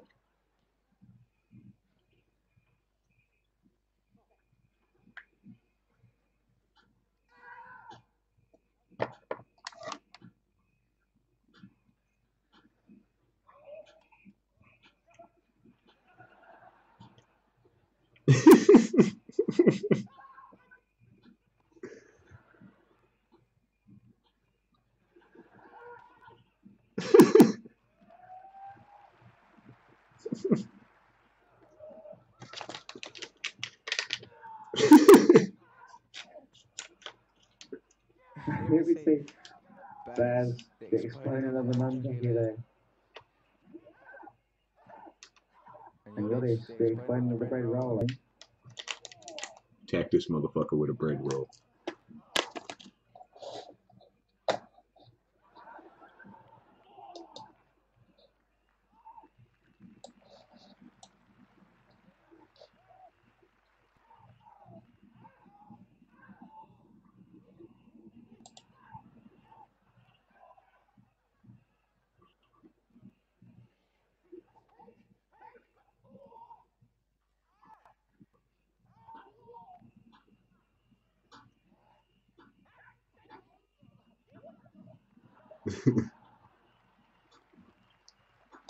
Alright, let me stop this before they hit me with a flag. I don't know how much of the video you can present before they flag you.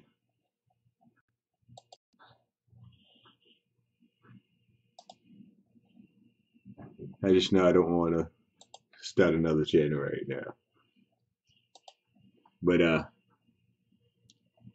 yeah, that's what's saying. They presented fun sides to it that here in America, news media damn sure wasn't covering. They was only trying to say it was brutal, and they kept that motherfucker outlawed for way too long, just like weed. Now they get to get their money back.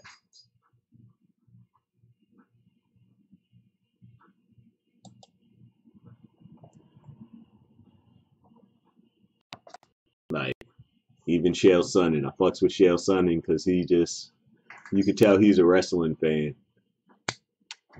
And he will play his motherfucking role to a T. Have people confused, like, does he really feel this way, or is he just selling this fucking fight? This computer's freezing up.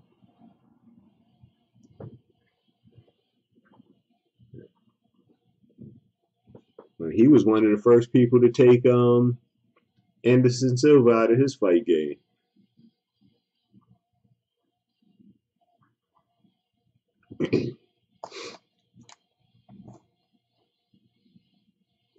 Oh, I'm sure of it too. Like, no bullshit. That's what I say. Sucks he went down, his career went down the path it went, but at the time he was there, damn sure made his impact.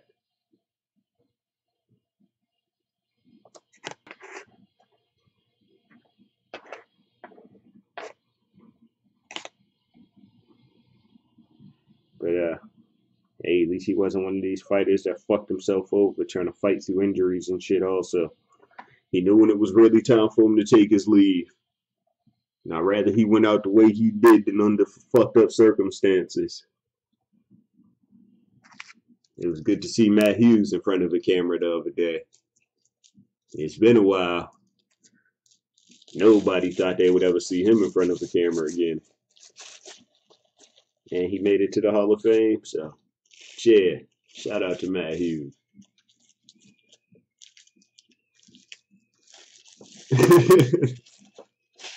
Hell yeah. Like he was the guy before the Crow Cop kick. It's still my favorite thing was when he gave fucking Frank Shamrock that spinning back slap from fucking hell. Oh man. Like Kevin Randleman always been at the top of my list, even though he had fucking weird hair. Like he's been in the top runnings. Kevin Randleman, Ernesto Hoost, I can't say Bob Sapp, but yeah, Ernesto Hoost, Rampage, the fuck is his name? I respect Maurice Smith.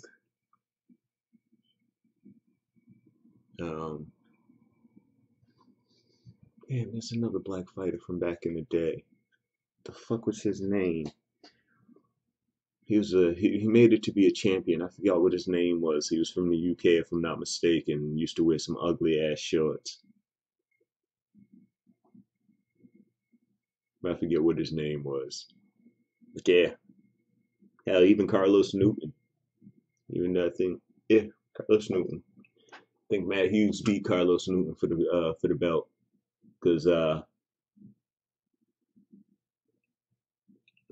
you don't know who Maurice Smith is? Oh, I forgot to say Gary Goodridge. And yeah.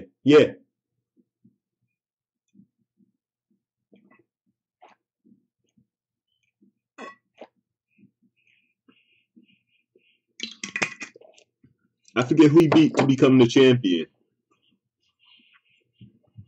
But instead of trying to really go heads up with the motherfucker, he fought with strategy.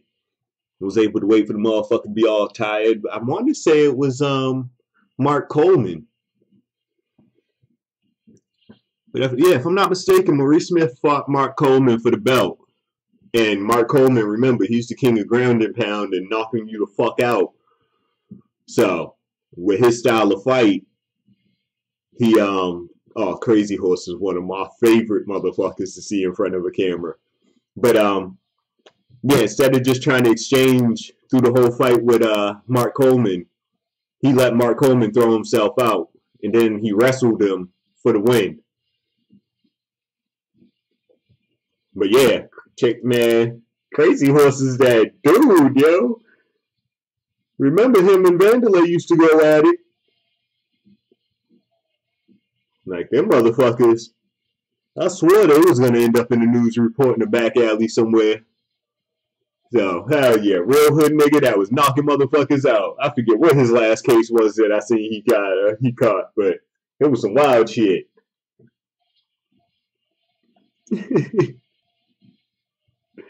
Motherfuckers talking shit on camera to Vanderlei, and Vanderlei said, he said something that ran out the ring and shit.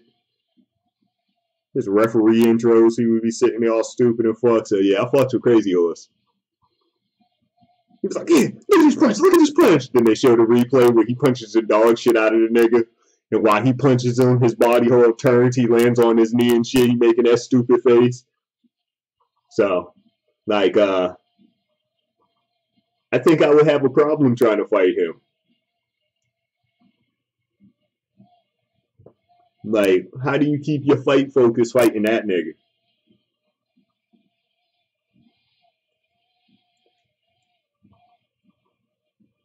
Mm-hmm. Like, some people just got it. And he's one of those dudes that got it. Mm-hmm. That's what I'm saying. Like, in a way, he found the right career path. I just think if he had like the right people in his corner, the right coaching team, and people that actually cared for him the same fashion that they cared for Mike Tyson,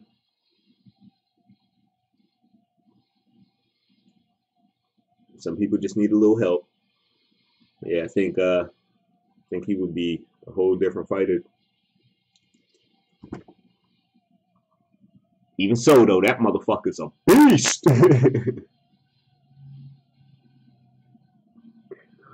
But yeah, you could tell he was developed in the hood. Probably found a little way out of it, but could have been too late or whatever. Anything could have happened, but shit. At least he was able to give us a wide amount of fucking entertainment from America to Japan.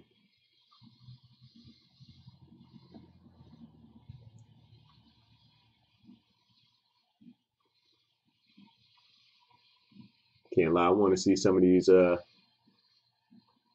talkative motherfuckers run up on some of these rappers. I want to see somebody run up on Drake. Because I bet you they'll get hit with a 5-piece show.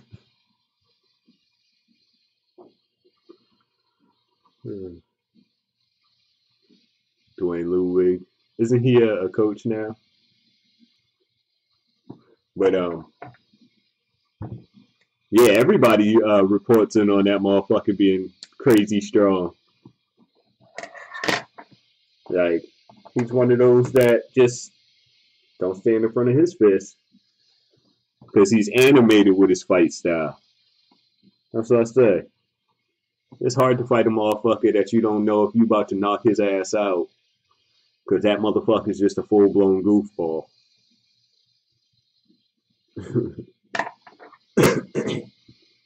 Yeah, I know who you're talking about. But yeah, all the reports on Crazy Horse. Crazy Horse got crazy power. Retard strength, as he said it.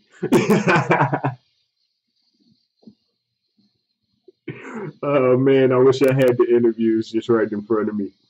I need to do some shit on MMA just so I could pull up old clips, relive old times. Fuck that.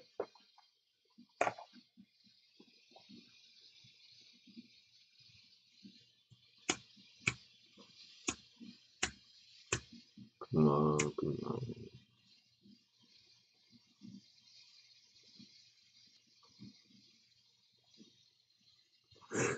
Shit, light is up, even though I had to struggle. Shit. But yeah, I can't lie, when I was younger, I didn't even know that this shit would blow up the way it did. And it was hard to find an MMA style gym growing up. When I was in between the ages of like 18 to 22, it was looking.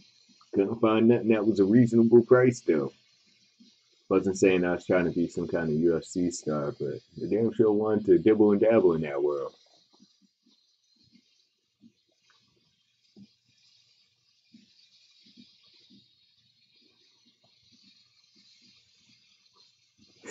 I think Kenny Florian has a gym. I think it's in Boston or Cambridge. It's somewhere out here. And a few other people got gyms in Boston. Shit's just be pricey.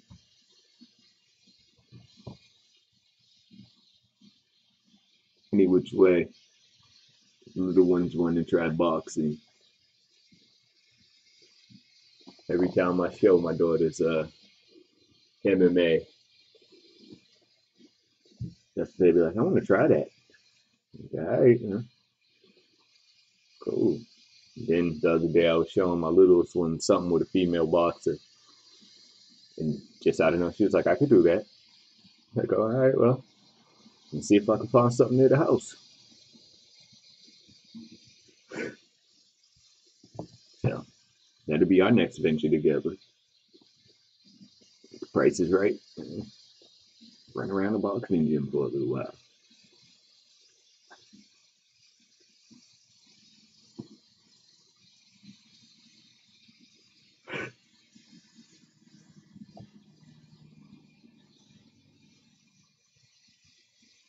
That's what I was gonna do with the little man, but his mama fucked that up.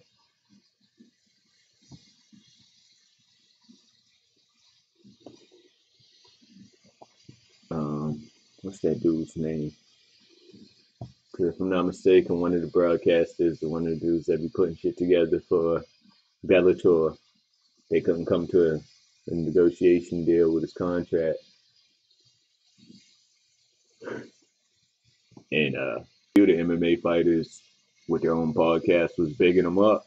And I think he got picked up by UFC.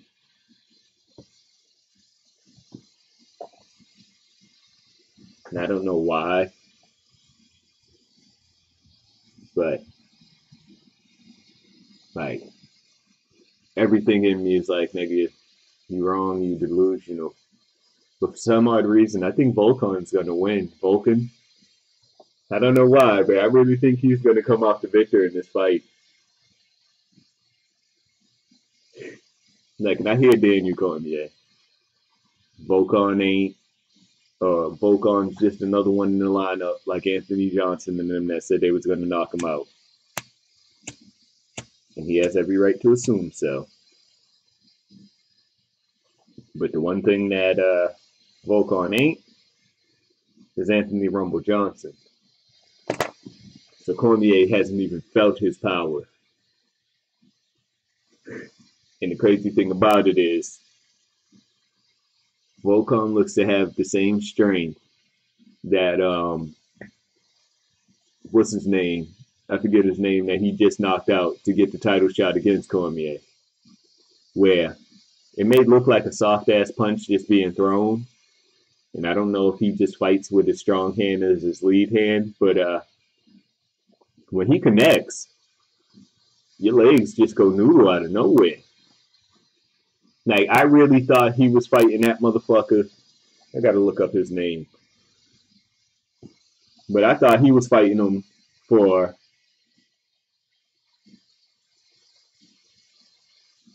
a quick type, a quick shot for the motherfucker to make it up to the title shot. What is his name? I'm sorry, I can't remember his name, so what I'm trying to say is just all fucked up shit.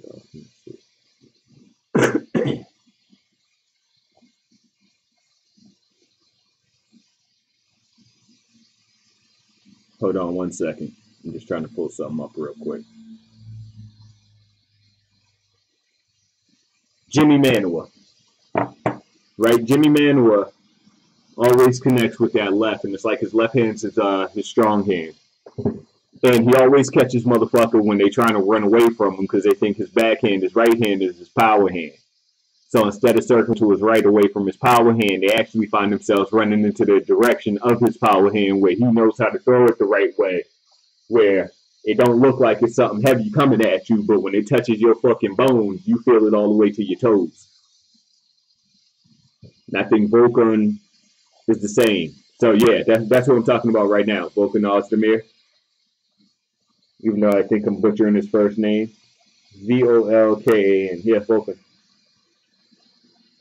So I think Volkan's going to connect with Cormier with some of that foreign muscle. And it's going to be a devastating night for Daniel. Damn it. I don't know why, but that's just my prediction. But yeah, Manuwa always loses in ugly fashion. I can't lie. He even made it in the highlight reel for one of the ugliest knockouts. I think it was the one against Robbie Lawler, where his arms was in the air. Like, I want to see how Robbie Lawler's next fight goes. Because when he was fighting against Dos Anjos, Like something went wrong, and it looked like he just completed a fight because he's a fighter who's not going to give up even through injury. Like it was like he knew something went wrong where he couldn't win the fight. Instead of being like, hold on, I can still get this. He was just like, yeah, let me just weather this storm real quick. I'll get back on my pedestal. If that's not the case, the mileage might have caught up with him, and he might be ready to take his leave. But everybody needs a vacation too, so that could be the case. But yeah, Jimmy Manuwa, that motherfucker, he got rocked and sat the fuck down. But yeah, I don't know why, but I think Ozdemir is going to take it.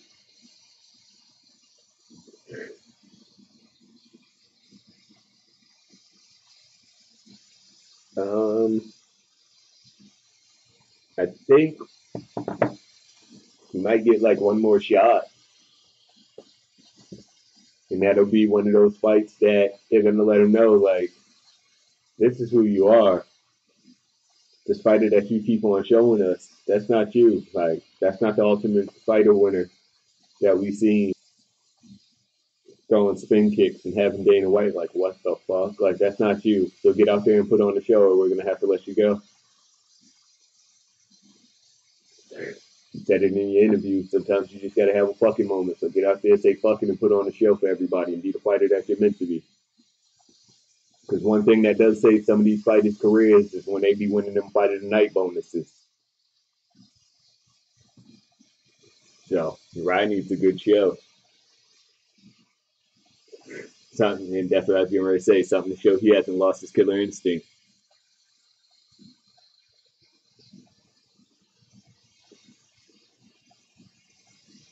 But, in my opinion, Michael Johnson and Uriah Hall, they got to do something big.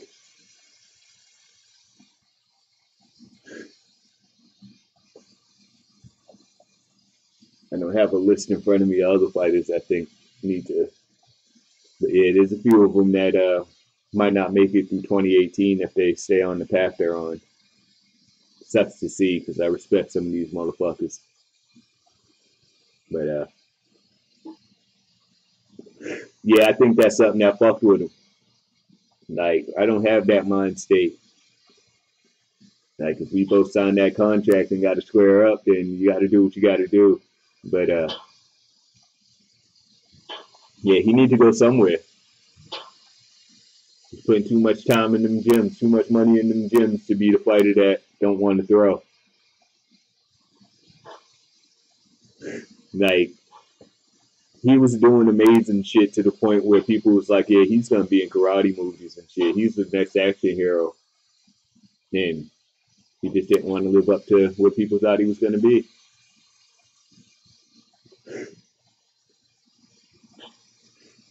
So, yeah. Then that'll probably be his best move. Because, yeah, you got a career to maintain, homie. You got a fan base, even though people know you fucking up.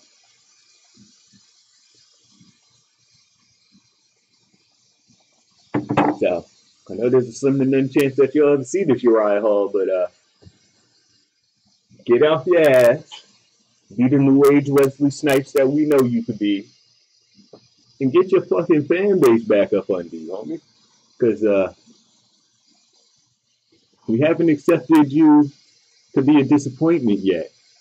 Because we know there's just something there. There's just like that little speck of dust that's like, fuck it, I got to do this. And you just keep on brushing it off. Like, keep that dust on you, homie. Real shit.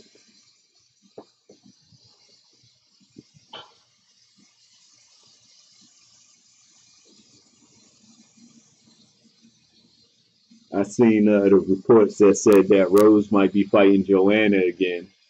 That should be a good one.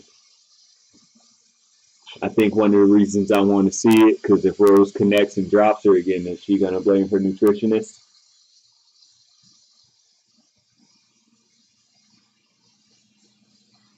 Shoot. Yeah, I can't lie, I did too. I thought he was gonna come in and show the world some amazing shit too, like that. It was like, all right, he got the moves. Like, didn't you think it was gonna be an action-packed fight? Like, even the advertisements was gonna have Steven Seagal in it and shit. And yeah, he just didn't want to perform. Like, my apologies to talking to him like he's a piece of property or cattle or something, or any of these fighters. But like, at the end of the day, you're in there to put on an entertaining show and win. The reason you got to put on an entertaining show is so you can save value if you lose.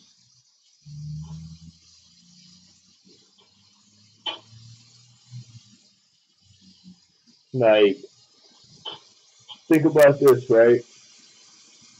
Mike Perry. Mike Perry lost, and people still want to see him versus Till.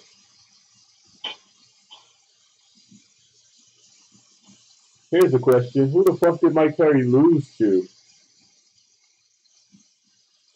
Without looking it up off the top of your head. Who the fuck did Mike Perry lose to?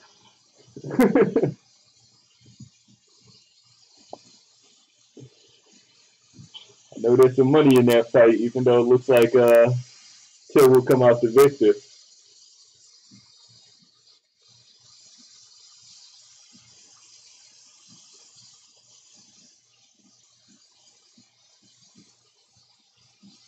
Like, a motherfucker is good in front of a fucking camera and microphone.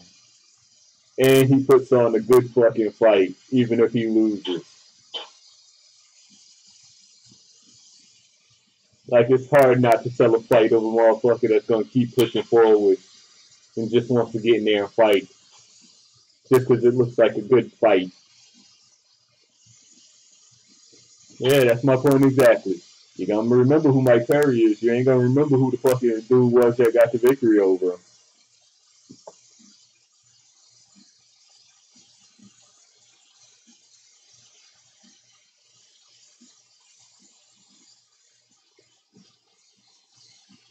That's all I'm saying. He puts on entertainment. It don't matter if he win or lose. Jens Pulver puts on entertainment. Don't matter if he win or lose. Uriah Hall at one time. Jose Aldo. Well, Jose wasn't losing. Chad Mendez. Frankie Edgar. Michael Venom Page. Like,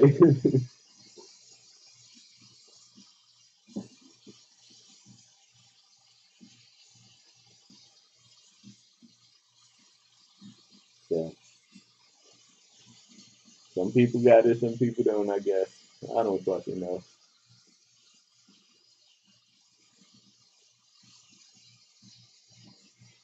Yeah, as far as Conor McGregor goes, I hope they strip that motherfucker. That'll be like the best news of the night. Not for any hatred of Conor McGregor, just to save the UFC from picking up Bellator.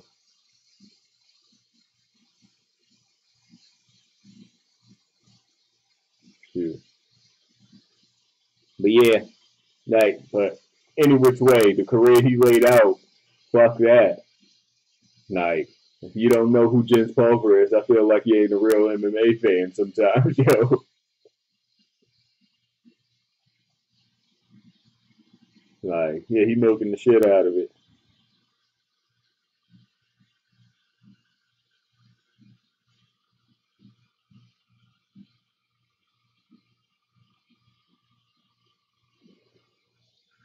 Like, here's a question. How many UFC fighters been stripped of 2 titles?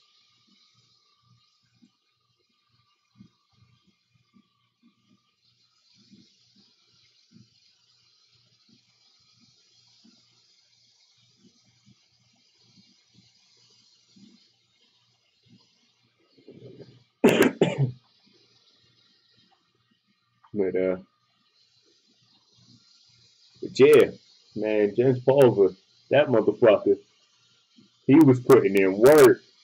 That's what I said. Yeah, I would love if I was into that, if I had that fucking opportunity, especially younger till now. Shit, I would have loved to train with that motherfucker. Him, I would love to train with him, the Diaz brothers, Kane, Joe Lozon, Frankie Edgar. What's that other motherfucker's name? Damn, what is his name? I forget his name. Korean and black dude. A few of them.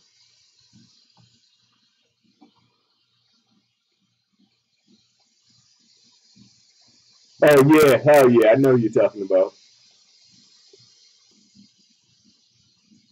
How you feel about the Stipe fight? Like I'm still trying to wait to make my judgment call on it. I still got a few more days. And the reason so is because I still kind of feel like I'm riding the Ngannou wave from his last fight. So I still got a few more times to watch a few more fights between Stipe and his opponents and Ngannou versus his. Stipe got good movement. He doesn't have a glass jab, but he's up against somebody that hits hard enough to make it look like almost anybody does. He does also have knockout strength. He knows how to cut the ring off.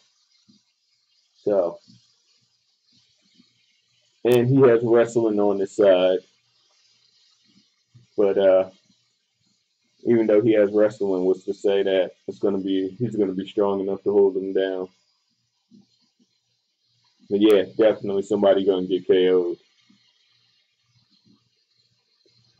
And it's like, because a lot of people are riding the Ngannou wave, they're forgetting that Stipe has the tools to maintain his title. Like, it takes more than power to win a fight.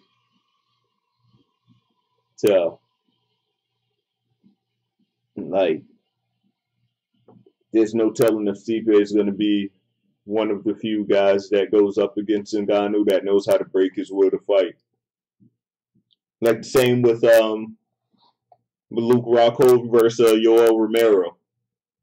That's going to be a hard one to call simply because like Yoel's known to gas in the later rounds depending on how he depends to approach the fight. But if you could stop his will to fight in the early rounds, you're guaranteed that win. So I want to see what Luke Rockhold brings to the table to be able to stop that. Because you got a high-speed, high-energy fighter that always seems to throw this random-ass knee that connects. Like, Rockhold can't go in there with the same strategy he went up against Branch with.